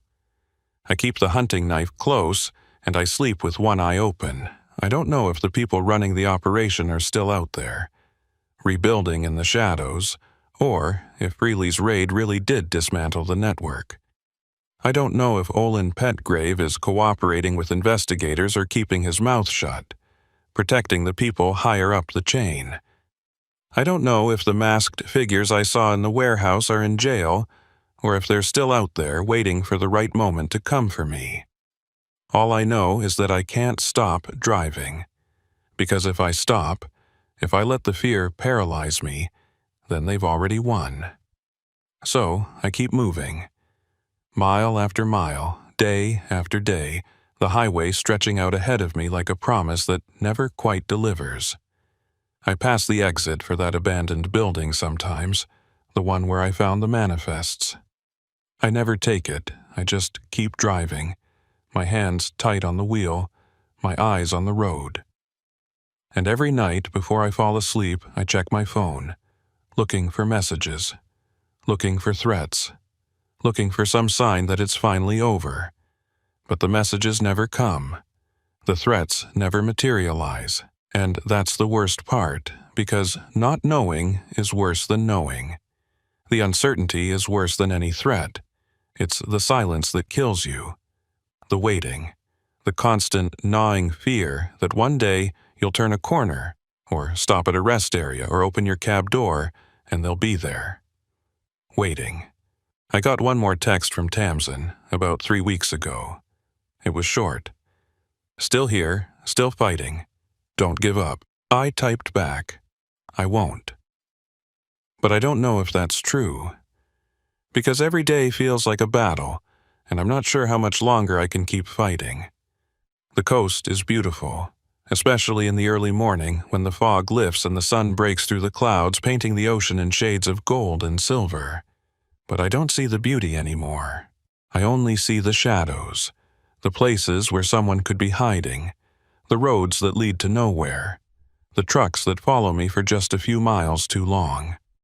I'm still driving, but I don't know for how much longer, because sooner or later the road runs out, and when it does, I'll have to face whatever's waiting for me at the end. I just hope I'm ready when that day comes, but deep down, I know I won't be, because you're never ready for the things that haunt you in the dark. You just learn to live with them, until you can't anymore. My name is Orson Whitlock, and I've been hauling freight through the Idaho Panhandle for going on 12 years now.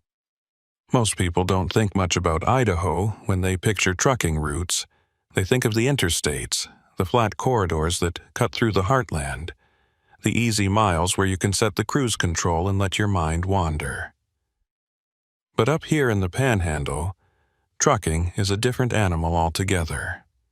US 95 runs north to south through some of the most unforgiving terrain in the Pacific Northwest, dense forests, steep mountain passes, stretches of highway where cell service disappears for 30 miles at a stretch. In winter, the road becomes a gauntlet of black ice and whiteout conditions. In summer, the heat can warp the asphalt and turn your cab into an oven. And year-round, you're dealing with wildlife, rock slides, and weather systems that can change in the span of 15 minutes. I've seen it all. I've chained up in blizzards so thick I couldn't see my own hood. I've navigated around elk carcasses the size of small cars. I've white-knuckled my way down grades so steep that my brakes started smoking, and I had to pull over to let them cool. The Panhandle doesn't forgive mistakes, and it doesn't care how experienced you think you are. You respect the road, or the road will kill you. What happened to me last February taught me that the road isn't always the most dangerous thing out here. Sometimes, the real threat comes from the people who are supposed to help you. It was a Tuesday night, late enough that most of the world had gone to bed, but early enough that I still had hours of driving ahead of me. I was hauling a load of agricultural equipment from Lewiston up to Bonner's Ferry, a run I'd done maybe 50 times before. The weather forecast had called for light snow, nothing unusual for February in northern Idaho. But as I climbed into the higher elevations, the snow started coming down harder than expected. Fat, wet flakes that stuck to the windshield faster than my wipers could clear them. Visibility dropped to maybe 100 feet, and I slowed down to 35 miles per hour, hazards flashing, gripping the wheel tight. The highway was deserted. I hadn't seen another vehicle in over an hour, which wasn't uncommon for this stretch of US 95 late at night. Most of the traffic up here is local: ranchers, loggers, the occasional tourist who got lost trying to find Coeur d'Alene. Commercial trucks like mine were few and far between, especially in weather like this. I was about 40 miles south of Sandpoint when I came around a curve and saw something that made my heart skip a beat. There was a vehicle in the ditch on the right side of the road. It was a pickup truck, nose down in the snow, rear end jutting up at an awkward angle. The headlights were still on, cutting through the falling snow, and the driver's door was hanging open. I tapped my brakes and slowed to a crawl, scanning the area for any sign of the driver. Nothing. Just the truck, the snow, and the dark forest pressing in on both sides of the highway. I pulled over onto the shoulder about 50 feet past the wreck and killed my engine. For a moment, I just sat there, weighing my options. Common sense said to call 911 and keep driving. Let the professionals handle it. But I'd been on the receiving end of help more than once in my years on the road. Drivers who'd stop to give me a jump or a tow or just a thermos of hot coffee when I was stranded in the cold. Helping each other out was part of the code. You don't leave someone stranded if you can do something about it. I grabbed my flashlight and climbed out of the cab, pulling my coat tight against the wind. The cold hit me like a slap. The kind of bone-deep chill that makes you realize just how isolated you are. I walked back towards the pickup, my boots crunching in the snow, my breath coming out in white puffs. The truck was a late-model Ford, dark blue, with Montana plates. The front end was buried in the snowbank, and I could see spiderweb cracks in the windshield where something, maybe the driver's head, had impacted the glass. But there was no blood, no sign of injury, just the open door and the still-running engine. I called out, my voice swallowed by the wind. "Hello? Anyone here? You okay?" No response. I swept my flashlight across the interior of the truck. The cab was empty. Keys still in the ignition, a half-empty coffee cup in the center console, a phone sitting on the passenger seat. Whoever had been driving had left in a hurry or been taken. I walked around the truck looking for footprints, any sign of where the driver had gone. That's when I found them, a set of tracks leading away from the truck, heading into the forest. They were fresh, barely filled in with snow, and they looked unsteady, like the person had been stumbling or disoriented. I stood there for a moment, torn between the urge to follow the tracks and the instinct to stay put and call for help. But if someone was out there in the woods, injured and confused, they might not have much time. The temperature was dropping fast, and hypothermia could set in within an hour in conditions like this. I made a decision.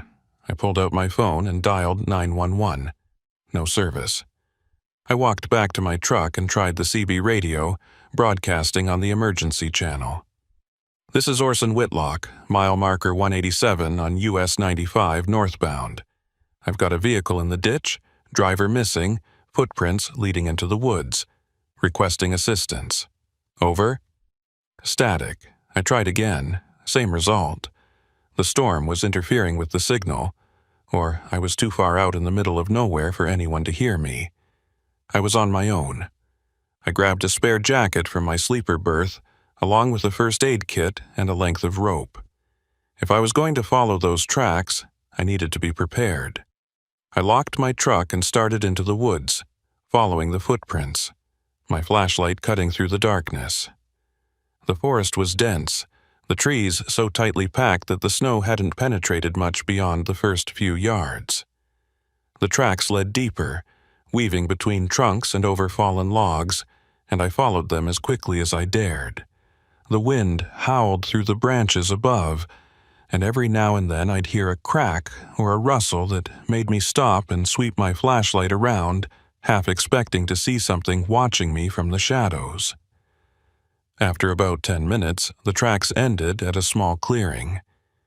And in the middle of that clearing was a man. He was lying on his back in the snow, motionless. His arms spread out like he'd just collapsed. I ran over and knelt beside him, pressing my fingers to his neck. He had a pulse, weak and thready, but there, his skin was ice cold, his lips tinged blue. Hypothermia, no question. I shook him gently. "Hey, can you hear me? I'm here to help." His eyes fluttered open, unfocused, and he mumbled something I couldn't make out. I pulled the spare jacket over him and started rubbing his arms, trying to generate some warmth. "What's your name?" I asked. "What happened?" He blinked a few times and his eyes seemed to focus on me. Ran me off the road," he whispered. They're coming back." I froze. "Who ran you off the road?" He grabbed my wrist, his grip surprisingly strong for someone on the edge of hypothermia. Don't trust the deputy. He's one of them." Before I could ask what he meant, I heard the sound of an engine in the distance. A vehicle approaching from the direction of the highway. I looked back through the trees and saw headlights cutting through the snow. Someone had stopped at the wrecked truck. I turned back to the man. "Can you walk?" He shook his head weakly. "Too cold. Can't feel my legs." I cursed under my breath and looked around. The clearing was small, surrounded by dense forest. If I tried to carry him back to the highway, whoever had just arrived would see us. And if what this man was saying was true, if someone had deliberately run him off the road, then walking back into the open might be the last mistake I ever made. I made a split-second decision. I dragged the man behind a fallen log at the edge of the clearing, laying him down as gently as I could and covering him with the jacket. "Stay quiet," I whispered. "I'm going to check who that is. If it's safe, I'll come back for you." He nodded weakly, his eyes already starting to close again. I crept back through the trees, moving as quietly as I could until I had a clear view of the highway. A county sheriff's cruiser was parked behind the wrecked pickup, its lights flashing red and blue. A man in uniform was standing beside the truck, shining a flashlight into the cab. He was tall and broad-shouldered, with a thick mustache and a no-nonsense demeanor. He looked official, professional, exactly like someone you'd trust in an emergency. But the man in the clearing had said not to trust the deputy, that he was one of them, whoever them was. I watched as the deputy walked around the truck, examining the scene. He pulled out his radio and said something I couldn't hear, then walked over to the edge of the road and looked into the woods, right where my footprints led. My heart sank. He'd see the tracks. He'd follow them. And if he was part of whatever had forced that man off the road, then I'd just led him straight to both of us. I needed to move, fast. I turned and ran back to the clearing, stumbling over roots and branches in my haste. The man was still where I'd left him, shivering violently now, his skin even paler than before. "The deputy's here," I said, crouching beside him. "He's going to follow my tracks. We need to move." The man's eyes widened. "No, not him. He'll kill us both." I didn't know if he was delirious or telling the truth, but I couldn't take the chance. I grabbed him under the arms and hauled him to his feet, slinging one of his arms over my shoulder. He was heavier than he looked, dead weight, his legs barely able to support him. We stumbled deeper into the woods, moving as fast as I could manage, the sound of my own labored breathing loud in my ears. Behind us, I heard a shout. The deputy had found the tracks. "Hello? Anyone out here? This is Deputy Hobart Keene with the County Sheriff's Office. If you need help, call out." I kept moving, half dragging the man through the snow, my legs burning with the effort. We pushed through a thicket of brush and emerged onto a narrow logging road, barely visible under the snow. I stopped to catch my breath, my lungs aching from the cold air. The man slumped against me, his head lolling. Where are we going?" he mumbled. "I don't know," I admitted. "Somewhere away from him." I heard footsteps crunching through the snow behind us, getting closer. The deputy was following our trail, and he was moving fast. I looked down the logging road, trying to decide which direction to go. Left led deeper into the forest, away from the highway. Right curved back toward the road, but at a different point. Either way, we were running out of time. I made a choice and turned left, hauling the man along with me. We stumbled down the logging road for maybe 200 yards before I saw it. A small cabin, tucked into the trees, its windows dark and its roof sagging under the weight of snow. It looked abandoned, but right now, abandoned was exactly what I needed. I dragged the man up onto the porch and tried the door. Locked. I stepped back and kicked it hard, just above the handle. The wood splintered and the door swung open. I pulled the man inside and closed the door behind us, wedging a chair under the handle to keep it shut. The interior of the cabin was freezing, not much warmer than outside, but at least we were out of the wind. I lowered the man onto a dusty couch in the corner and started looking for anything we could use: blankets, matches, firewood.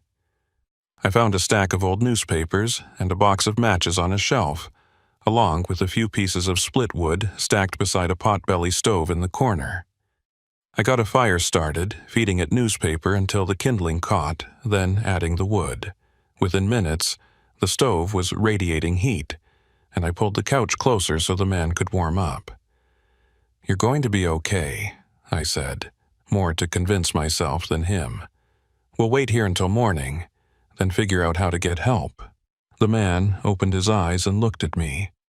"You don't understand. There is no help, not out here. The deputy, Hobart Keene, he's been running this whole thing. Him and the wrecker operator, they've been doing it for years." I stared at him. "Doing what?" He swallowed hard, his voice barely above a whisper. "Staging accidents, running people off the road. Then the wrecker comes, and they disappear. No one ever sees them again." My blood ran cold. "What are you talking about? Why would they—" "Money," the man interrupted. "Cargo. People traveling through, no one local, no one who'll be missed right away. They hit them, take whatever's worth taking and make it look like an accident.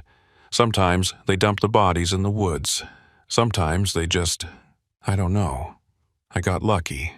I fought back. Managed to get away before they could finish the job." Before I could respond, I heard the crunch of footsteps on the porch outside. The door handle rattled, then a voice. Calm, measured, official. "This is Deputy Hobart Keene. I know you're in there. Come out with your hands up. I'm here to help." I looked at the man on the couch. His face was pale, his eyes filled with terror. "Don't open it," he whispered. "Please. He'll kill us both." I stood there, frozen, the fire crackling in the stove, the deputy's voice echoing through the thin walls, and I realized, with a sinking certainty, that I'd stumbled into something far worse than a simple accident on a snowy road. I'd walked straight into a trap, and now I had no idea how to get out. I stood in the middle of that freezing cabin, listening to Deputy Hobart Keene call out from the other side of the door, and every instinct in my body was screaming at me to answer him, to open the door, to trust the badge, to let the professional handle this. That's what you're supposed to do, right? See a police officer, cooperate, let them sort out the mess. But the man on the couch, bleeding, hypothermic, barely conscious, had been terrified when he'd heard Hobart's name. And the look in his eyes hadn't been the confusion of someone suffering from exposure. It had been recognition. Fear. The kind of fear that comes from knowing exactly what someone is capable of. I made a decision. I walked to the window on the far side of the cabin and peered out through a gap in the boards that had been nailed over it. I could just make out Hobart's cruiser parked at the end of the logging road, its lights still flashing. And standing beside it, illuminated by the headlights, was a second vehicle I hadn't noticed before. A tow truck. Big, heavy-duty, the kind used for pulling semis out of ditches, the kind operated by a wrecker service. My stomach turned. The man on the couch had mentioned a wrecker operator, said they were working together. Hobart called out again, his voice still calm but with an edge of impatience now. "I can see the smoke from your fire. I know you're in there. Just come out and talk to me. Let's get this sorted out before someone freezes to death." I walked back to the couch and crouched beside the injured man. "What's your name?" I whispered. He blinked slowly, struggling to focus. Russell Gaines." "Okay, Russell, I need you to tell me exactly what happened, fast." Russell swallowed and nodded weakly. "I was driving south from Bonner's Ferry, had a load of tools and equipment in the bed of my truck, middle of nowhere late at night, and this cruiser comes up behind me. Lights flashing. I pulled over, figured it was a traffic stop. Deputy gets out, walks up to my window, asks for my license and registration. I gave it to him. His breathing was labored, each word an effort. Then he asks me to step out of the vehicle. I do. And the next thing I know, he's got me face down in the snow, cuffing my hands behind my back. I'm asking him what's going on, and he doesn't say a word, just drags me to the back of his cruiser." Russell paused, his eyes distant. That's when the tow truck showed up. Big guy, probably 6'4", wearing coveralls. Didn't say his name, didn't have to. The deputy called him by name, Jedediah. They talked for a minute, low enough that I couldn't hear. Then, Jedediah hooked up my truck and started going through it. Took my tools, my equipment, anything worth selling. They were going to take me, too. I felt a chill that had nothing to do with the cold. "Take you where?" Russell shook his head. "I don't know, but I heard them talking. Something about the usual spot, something about no one comes out here anyway. I managed to get my hands free, the cuffs weren't on tight, and I ran. Made it maybe 100 yards before the deputy started shooting at me. That's when I lost control of my truck and ended up in the ditch. I kept running, figured if I could make it into the woods they'd lose me in the dark." He looked at me, his eyes pleading. "You gotta believe me. This isn't some misunderstanding. These guys are killers, and if you open that door, we're both dead." I believed him. I didn't want to, but I did. Because the alternative, that a county deputy and a wrecker operator were staging accidents and robbing travelers on a remote stretch of highway, was too horrifying to accept. But it made a sick kind of sense. This was the perfect hunting ground. US 95 through the Panhandle was isolated, sparsely populated, with long stretches where you could go an hour without seeing another car.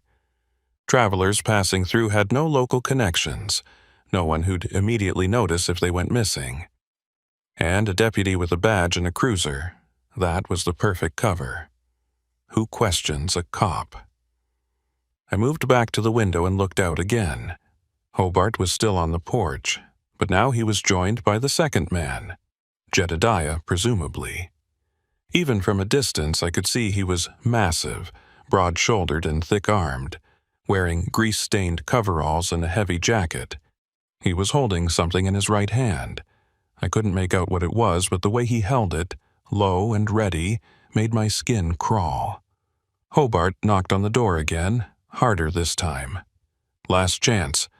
Come out now, and we can talk this through. Stay in there, and things are going to get a lot more complicated." I looked around the cabin, searching for options. There was only one door, the one Hobart was standing in front of. The windows were boarded up, probably to keep out the weather, and prying the boards off would take time and make noise. There was no back exit, no crawl space, no way out except through the front. We were trapped. I walked back to Russell. "Can you move, at all?" He tried to sit up and winced, his face pale. "I don't know. Maybe, but not fast." I grabbed his arm and helped him to his feet. He swayed, nearly collapsing, but managed to stay upright. "We're going to have to make a run for it," I said. "Out to the back window. We'll pry the boards off, get into the woods, and lose them in the dark." Russell nodded, but his expression was bleak. "They know these woods better than we do, and they've got guns. You have a better idea?" He didn't. I grabbed a heavy iron poker from beside the stove and went to the back window. The boards were nailed in place, but the wood was old and brittle. I wedged the poker under one of the boards and pried. It came loose with a screech of nails pulling free, and I froze, listening. Hobart and Jedediah were talking outside, their voices low. They hadn't heard. I pried off a second board, then a third, until the window was clear. Cold air rushed in and I pushed the window open. It was a tight fit, but we could squeeze through. "Go," I whispered to Russell, helping him toward the window. He climbed through awkwardly, his movements slow and uncoordinated, and dropped into the snow on the other side. I was about to follow when I heard the front door splinter. They were coming in. I didn't think, I just moved. I dove through the window, hit the snow hard, and scrambled to my feet. Russell was already moving, stumbling through the trees, and I grabbed his arm to steady him. Behind us, I heard shouting. Hobart's voice sharp and commanding. "They're running, out the back." We ran, or at least we tried to. Russell could barely stay on his feet, and I was half dragging him through the snow, my boots slipping on the uneven ground. The forest was pitch black, the only light coming from the faint glow of the cabin behind us. I could hear them crashing through the brush, their flashlights cutting through the darkness. I pulled Russell behind a thick stand of trees and pressed a finger to my lips. We crouched there, breathing hard, watching as the beams of light swept back and forth. Hobart's voice echoed through the forest. "You're only making this harder on yourselves. Come out now, and I'll make it quick. Keep running, and you'll freeze to death out here. Is that what you want?" Russell was shaking violently, his teeth chattering. He wouldn't last much longer in this cold. I needed to get him somewhere warm, somewhere safe. But where? My truck was back on the highway miles away by foot, and even if we made it there, Hobart and Jedediah would catch us before we could get the engine started. I thought about the tow truck. If Jedediah had driven it here, that meant the keys might still be in the ignition. If we could make it to the truck, we could use it to get back to the highway. It was a long shot, but it was the only shot we had. "Can you make it a little farther?" I whispered to Russell. He nodded weakly. "I'll try." We moved as quietly as we could, circling wide around the cabin, staying in the shadows. The voices behind us grew fainter, and I realized Hobart and Jedediah were moving deeper into the woods, following the tracks we'd left. They thought we were still running. Good, let them chase ghosts. We reached the edge of the clearing where the vehicles were parked. The tow truck was still there, its engine idling, exhaust puffing into the cold air. Hobart's cruiser sat beside it, lights still flashing. I scanned the area, no sign of Hobart or Jedediah. They were still in the woods. This was our chance. I helped Russell across the clearing, moving as fast as his weakened state would allow. We reached the tow truck, and I pulled open the driver's side door. The keys were in the ignition, just like I'd hoped. I helped Russell into the passenger seat, then climbed in and put the truck in gear. That's when I heard the shout. "Hey, stop!" I looked in the side mirror and saw Jedediah running toward us, his massive frame barreling across the snow. He was holding something now, I could see it clearly in the dome light of the truck. A tire iron.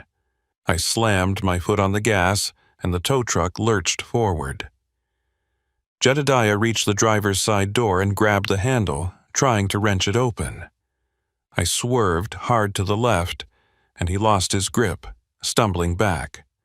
I didn't slow down. I drove straight down the logging road, the truck bouncing and skidding on the uneven terrain, branches scraping against the sides.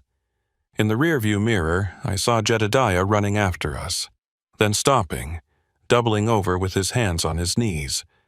He was fast, but he couldn't outrun a truck. Russell slumped in the passenger seat, his eyes half closed. Did we make it?" "Not yet," I said, gripping the wheel tight. "But we're getting there." The logging road merged with another, wider road, and I followed it until I saw the familiar outline of US 95 ahead. I pulled onto the highway and headed north, toward Sandpoint, toward civilization, toward help. My hands were shaking, adrenaline coursing through my veins. I glanced at Russell. "You still with me?" He nodded weakly. "Yeah. Barely. We're going to get you to a hospital, and then we're going to the state police. We're going to tell them everything." Russell didn't respond. He'd passed out, his head lolling against the window. I pushed the tow truck as fast as I dared, the speedometer climbing to 60, then 70. The snow was still falling, but the highway was clearer up here, the plows having made a pass earlier in the evening. I kept checking the mirrors, expecting to see Hobart's cruiser coming up behind me, lights flashing. But the road stayed empty. After about 20 minutes, I saw the lights of Sandpoint in the distance. Relief washed over me, and I let out a breath I didn't realize I'd been holding. We'd made it. We'd actually made it. I pulled into the parking lot of the county hospital and laid on the horn, not caring who I woke up. Within seconds, the emergency entrance doors flew open, and 2 nurses in scrubs came running out. I climbed out of the truck and pointed at Russell. "He's hypothermic, needs immediate attention." They didn't ask questions. They just got a gurney, loaded Russell onto it, and wheeled him inside. I followed, my legs weak and unsteady. One of the nurses stopped me. "Are you injured?" I shook my head. "No, but I need to use your phone. I need to call the state police." She led me to a desk and handed me a landline. I dialed the number for the Idaho State Police, and a dispatcher answered on the second ring. I told her everything. The wrecked truck, Russell's story, Hobart Keene and Jedediah Pike, the cabin, the chase. She listened without interrupting, then told me to stay where I was. Troopers were on their way. I hung up and sat down in the waiting area, my whole body trembling. It was over. We'd escaped. We'd gotten help. But even as I tried to convince myself of that, a nagging doubt gnawed at the back of my mind. Hobart and Jedediah were still out there, and they knew I could identify them. They knew I'd seen their operation, their vehicles, their faces. As long as they were free, I wasn't safe. The state troopers arrived about 30 minutes later, 2 of them, both in their mid-30s and all business. They took my statement, recorded everything on a digital recorder, and asked me to describe Hobart and Jedediah in as much detail as I could. I told them about Hobart's cruiser, about the tow truck with Jedediah's name on the door, about the cabin and the logging road. They nodded, made notes, and thanked me for my cooperation. Then one of them said something that made my blood run cold. "We'll need to verify your story before we can proceed. County Deputy Hobart Keene has been with the sheriff's office for over 15 years. He's well respected in the community. If you're making false accusations—" "I'm not," I interrupted. "Russell Gaines will back me up. He's in there right now, being treated. Ask him." The trooper nodded. "We will. But until we have corroborating evidence, we can't just arrest a sitting deputy on your word alone. I'm sure you understand." I didn't understand, not really, but I was too exhausted to argue. They told me to stay in town, to find a motel and get some rest, and that they'd be in touch. Then they left, and I was alone again. I sat in the waiting area for another hour, staring at the wall, replaying everything in my mind. Finally, a doctor came out and told me Russell was stable.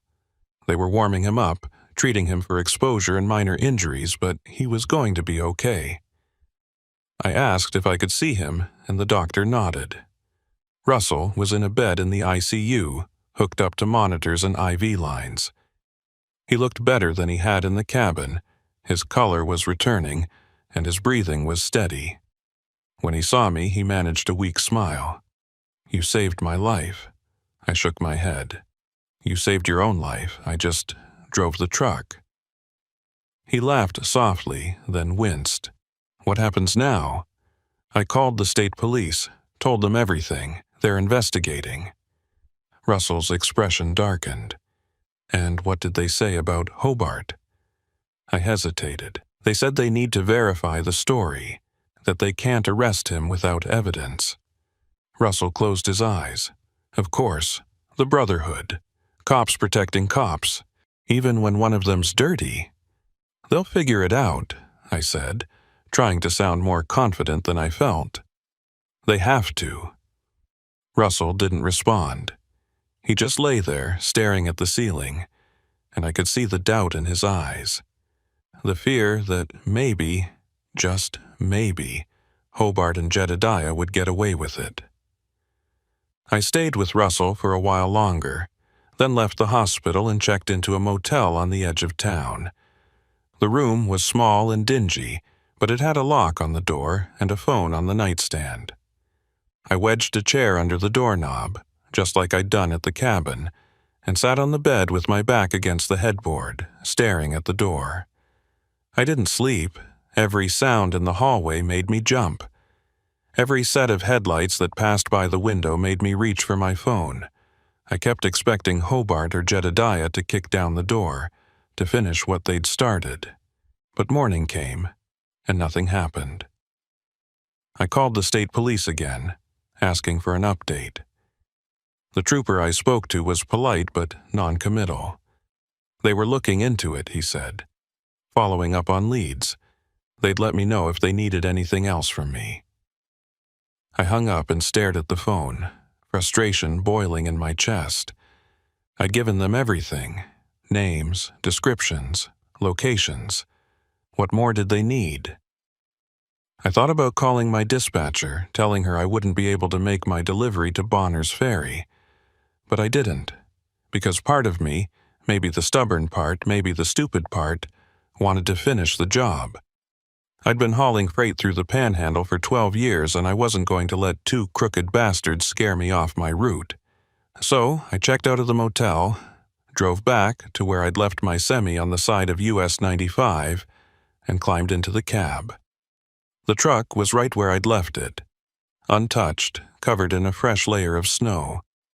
I fired up the engine and pulled back onto the highway, heading north toward Bonner's Ferry. And with every mile I drove, I kept checking my mirrors, waiting for the moment when Hobart Keene's cruiser would appear behind me, waiting for the trap to spring shut. I made it to Bonner's Ferry without incident, delivered my load, and tried to act like everything was normal. The crew at the receiving dock didn't ask why I was late, and I didn't volunteer the information. I just wanted to unload, sign the paperwork, and get back on the road. But normal felt like a lie. Every time a vehicle passed me on the highway, I tensed up. Every time I saw flashing lights in my mirrors, even if it was just a plow truck or a road crew, my heart rate spiked. I kept my CB radio tuned to the emergency channel, listening for chatter, for any sign that the state police had made arrests. Nothing. Just static and the occasional snippet of conversation between truckers comparing road conditions. 2 days after I'd escaped from that cabin, I got a call on my cell phone. Unknown number. I almost didn't answer, but something made me pick up.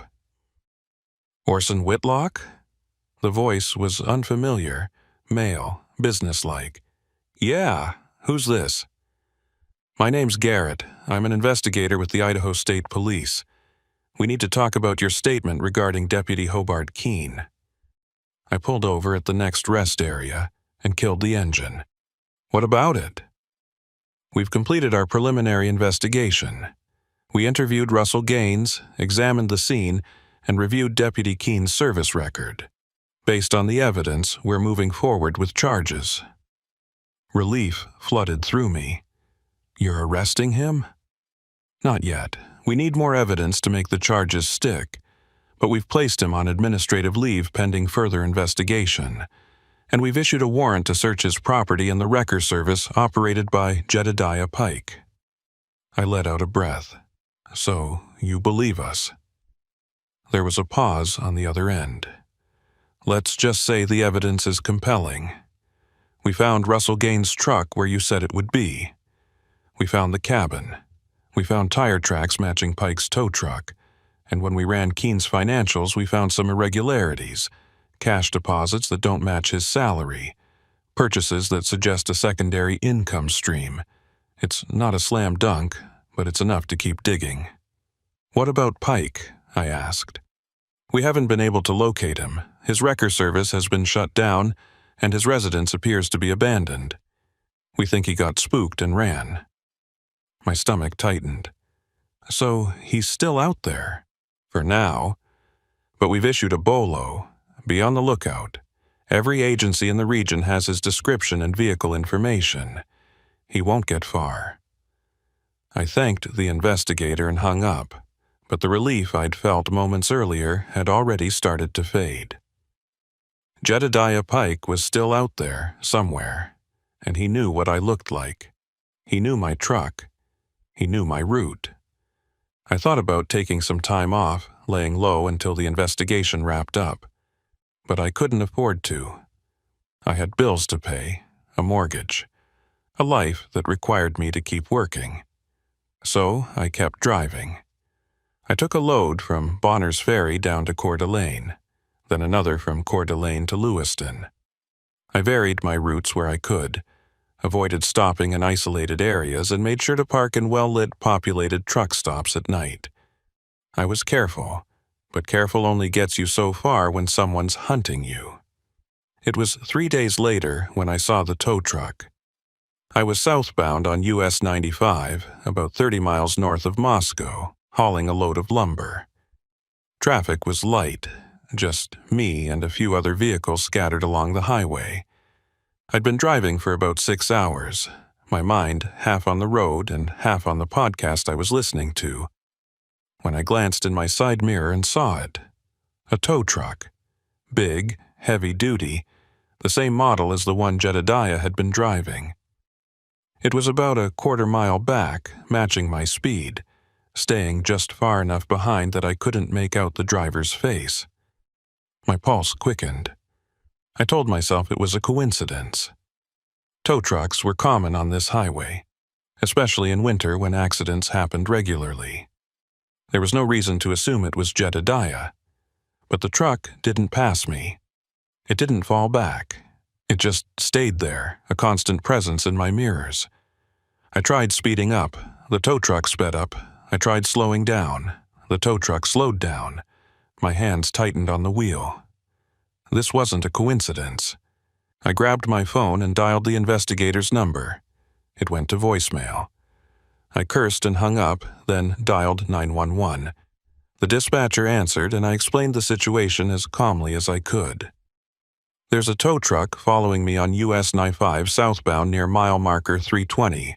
I think it's connected to an ongoing investigation involving Jedediah Pike. The dispatcher asked me to stay on the line and said she was routing a state patrol unit to my location. I kept driving, my eyes flicking between the road ahead and the tow truck behind me. Minutes ticked by.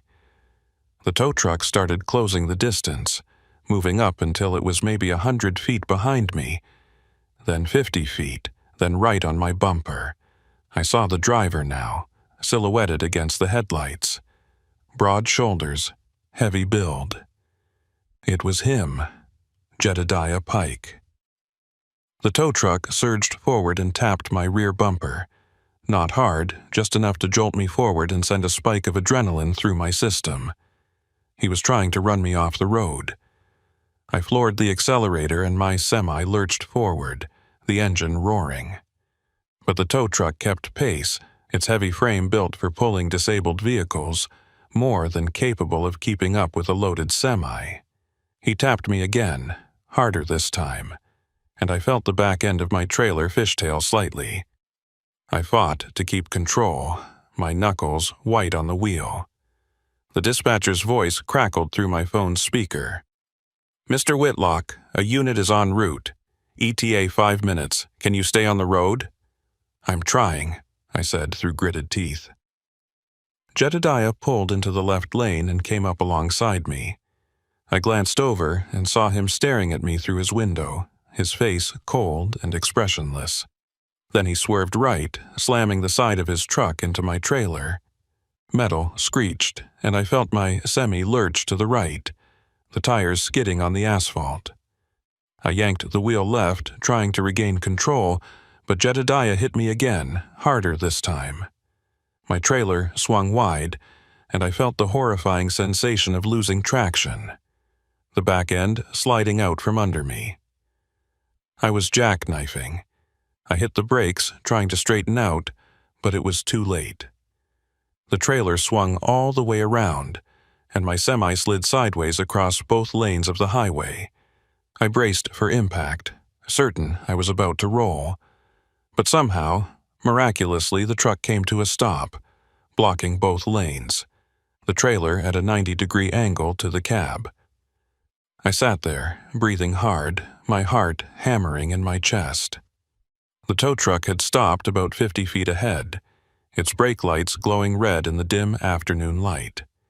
The driver's door opened, and Jedediah Pike stepped out.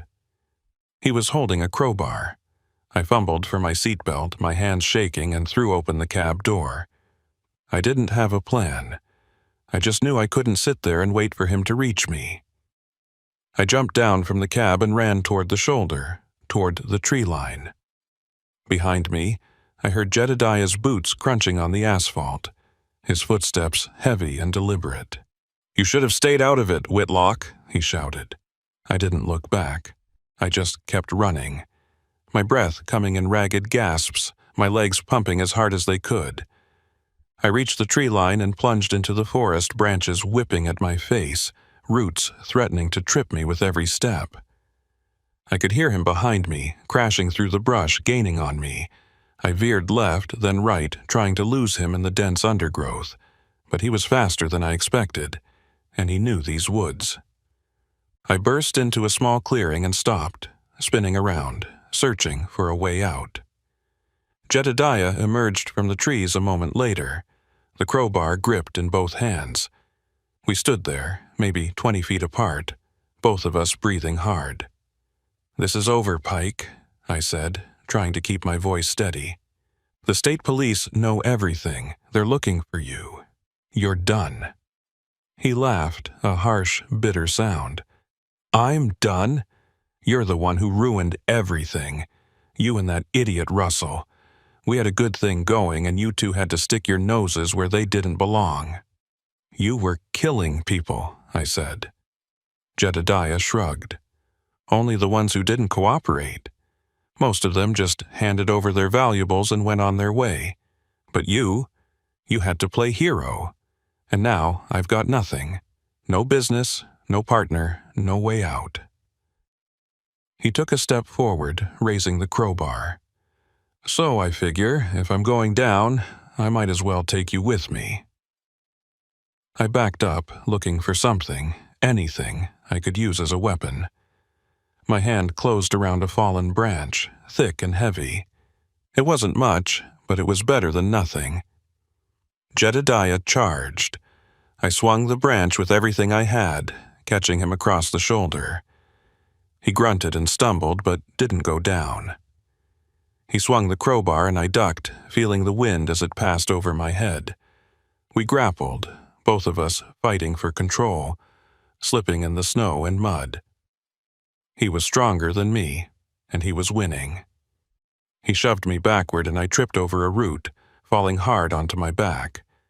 The impact knocked the wind out of me, and I lay there gasping, staring up at Jedediah as he raised the crowbar over his head.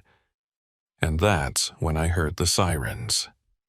Jedediah heard them too. He froze, his head snapping toward the sound. Then he looked back at me, his expression torn between rage and resignation. For a moment, I thought he was going to finish it anyway, to bring that crowbar down and damn the consequences. But instead, he dropped it and ran, disappearing into the trees. I lay there for a few more seconds, my chest heaving, then forced myself to sit up.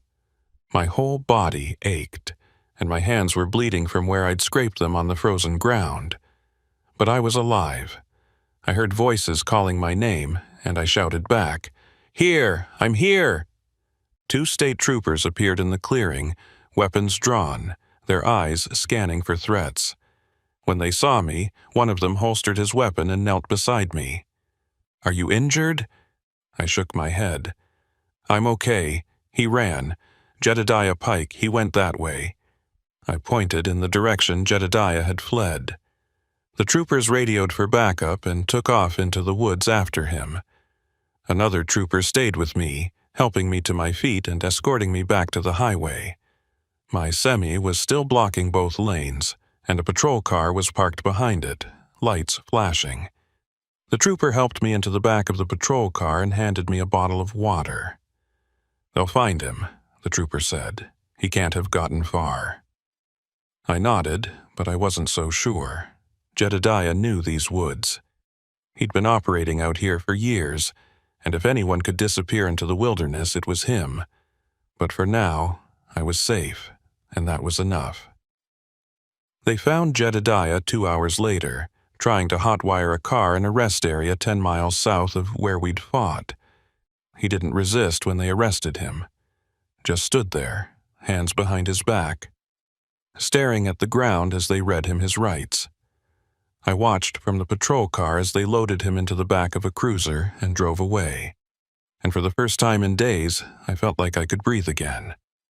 The investigator called me that evening to tell me the news. Hobart Keene had been arrested as well, charged with multiple counts of robbery, assault, and conspiracy. They'd found evidence at his property linking him to at least 6 other incidents over the past 3 years. Victims who'd been run off the road, robbed, and sometimes worse. Russell and I weren't the only ones.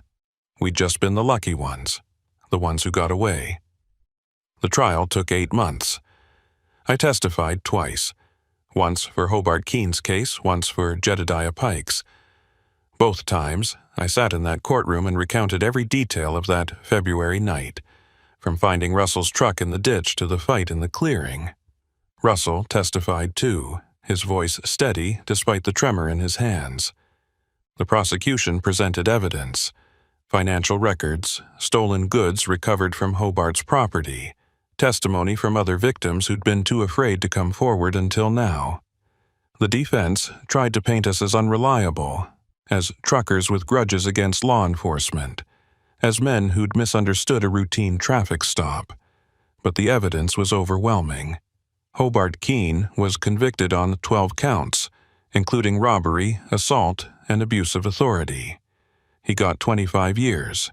Jedediah Pike was convicted on 14 counts. He got 30. I should have felt vindicated, relieved, safe, but I didn't. I went back to work a week after the verdicts came down. Same routes, same highways, same stretches of US 95 through the Panhandle that I'd been driving for over a decade. My dispatcher asked if I wanted to switch to a different region, maybe haul loads through Montana or eastern Washington instead. I told her no, I wasn't going to let what happened change the way I lived my life. But it did change. I can't drive through that section of highway anymore without thinking about it. Every time I pass mile marker 187, I see Russell's truck in the ditch. Every time I see a county cruiser, I tense up, even though I know Hobart's locked away. Every time a tow truck pulls up behind me, Even in broad daylight with traffic all around, my heart rate spikes and I reach for my phone. The fear never really goes away. It just becomes part of the landscape, like the mountains and the forests and the snow. You learn to live with it. You have to. Because if you let it paralyze you, if you let it keep you off the road, then they've won. And I'm not going to give them that. I got a letter from Russell about 3 months after the trial. He'd moved to Oregon, taken a job with a construction company, left Idaho behind for good. He said he couldn't stand driving through the Panhandle anymore, couldn't shake the feeling that something was waiting for him around every corner. He said he was doing okay, all things considered, but that he still had nightmares. He thanked me again for saving his life. I never wrote back. Not because I didn't care, but because I didn't know what to say. How do you tell someone that you're still looking over your shoulder, that you still check your mirrors obsessively, that every shadow feels like a threat? You don't. You just keep driving. I heard through the grapevine that Hobart's appealing his conviction. His lawyers claiming procedural errors, insufficient evidence, coercion. It probably won't go anywhere, but the fact that he's trying, that he's still fighting, sits in the back of my mind like a splinter. What if he gets out? What if some technicality sets him free? What then? I try not to think about it. I focus on the road, on the loads, on the rhythm of the miles clicking past. I've started carrying a firearm now, something I swore I'd never do. It's locked in a case under my seat, registered and legal, and I've only taken it out once, to practice at a range near Coeur d'Alene. I hope I never have to use it, but I'm not taking chances anymore. The Panhandle's still beautiful. The mountains still rise up like ancient sentinels. The forests still stretch for miles in every direction. The snow still falls silent and perfect in the winter months. But I don't see it the way I used to. I see the places where someone could hide, the turnoffs where a cruiser could be waiting, the stretches of highway where help is too far away to matter. I keep driving because it's what I know, it's what I've always done. But every time I pull onto US 95, every time I head north toward Bonner's Ferry or south toward Lewiston, I feel it, that low-grade hum of anxiety, the awareness that something could go wrong at any moment, that the next set of headlights in my mirror could be someone with a badge and a plan, that the next breakdown could be the last one. I talked to the state police investigator, Garrett, a few weeks ago. He called to check in, see how I was holding up. I told him I was fine, which was only half true. He told me they'd closed the case, that Hobart and Jedediah weren't getting out any time soon, that I could rest easy. But then he said something that's stuck with me ever since. You did the right thing, Whitlock. You saved lives. But be careful out there. Because guys like Hobart and Jedediah, they're not unique. There are others. Different faces, different methods, but the same basic scam. Isolated highways, vulnerable travelers, people who won't be missed right away. It's been going on for decades, and it'll keep going on long after these two are gone. So keep your eyes open. Trust your instincts. And if something feels wrong, it probably is. I thanked him and hung up. And I've been thinking about those words every day since. How many others are out there? How many stretches of highway have their own Hobart Keene, their own Jedediah Pike? How many drivers have pulled over to help someone in distress, only to realize too late that they were the ones who needed help? I don't have answers. I just have the road, and the knowledge that every mile I drive could be the one where it all goes wrong again. So I stay vigilant. I vary my routes, I avoid stopping in isolated areas. I keep my phone charged and my gun close, and I keep driving, because that's what truckers do. We keep moving, even when we're scared. Even when the road feels like it's trying to kill us. Even when we know that somewhere out there, In the shadows of the Panhandle, someone might be waiting. I passed through that section of US 95 last week, the same stretch where I found Russell's truck, where this whole nightmare started. The snow was falling again, just like it had been that night. And for a moment I swear I saw a cruiser parked on the shoulder, lights off, just sitting there in the dark. I slowed down, my hands tightening on the wheel, my eyes locked on the rearview mirror. But when I looked back, the cruiser was gone. Maybe it was never there at all.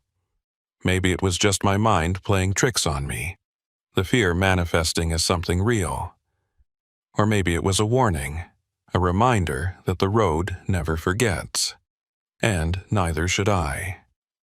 I still drive the Panhandle. I still haul freight through those mountains, through those forests, through those long, lonely stretches where cell service disappears, and the only company you have is the hum of your engine and the thoughts in your head. But I'm not the same driver I was before that February night. I'm warier, harder, less willing to trust. And maybe that's what it takes to survive out here.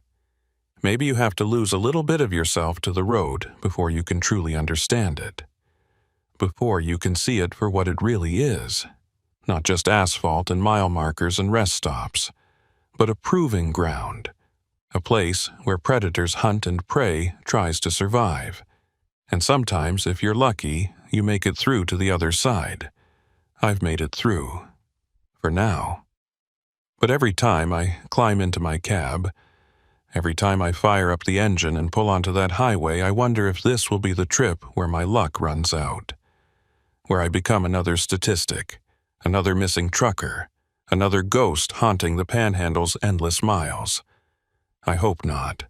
But hope's a fragile thing out here. And the road doesn't care about hope. It only cares about what you're willing to do to survive.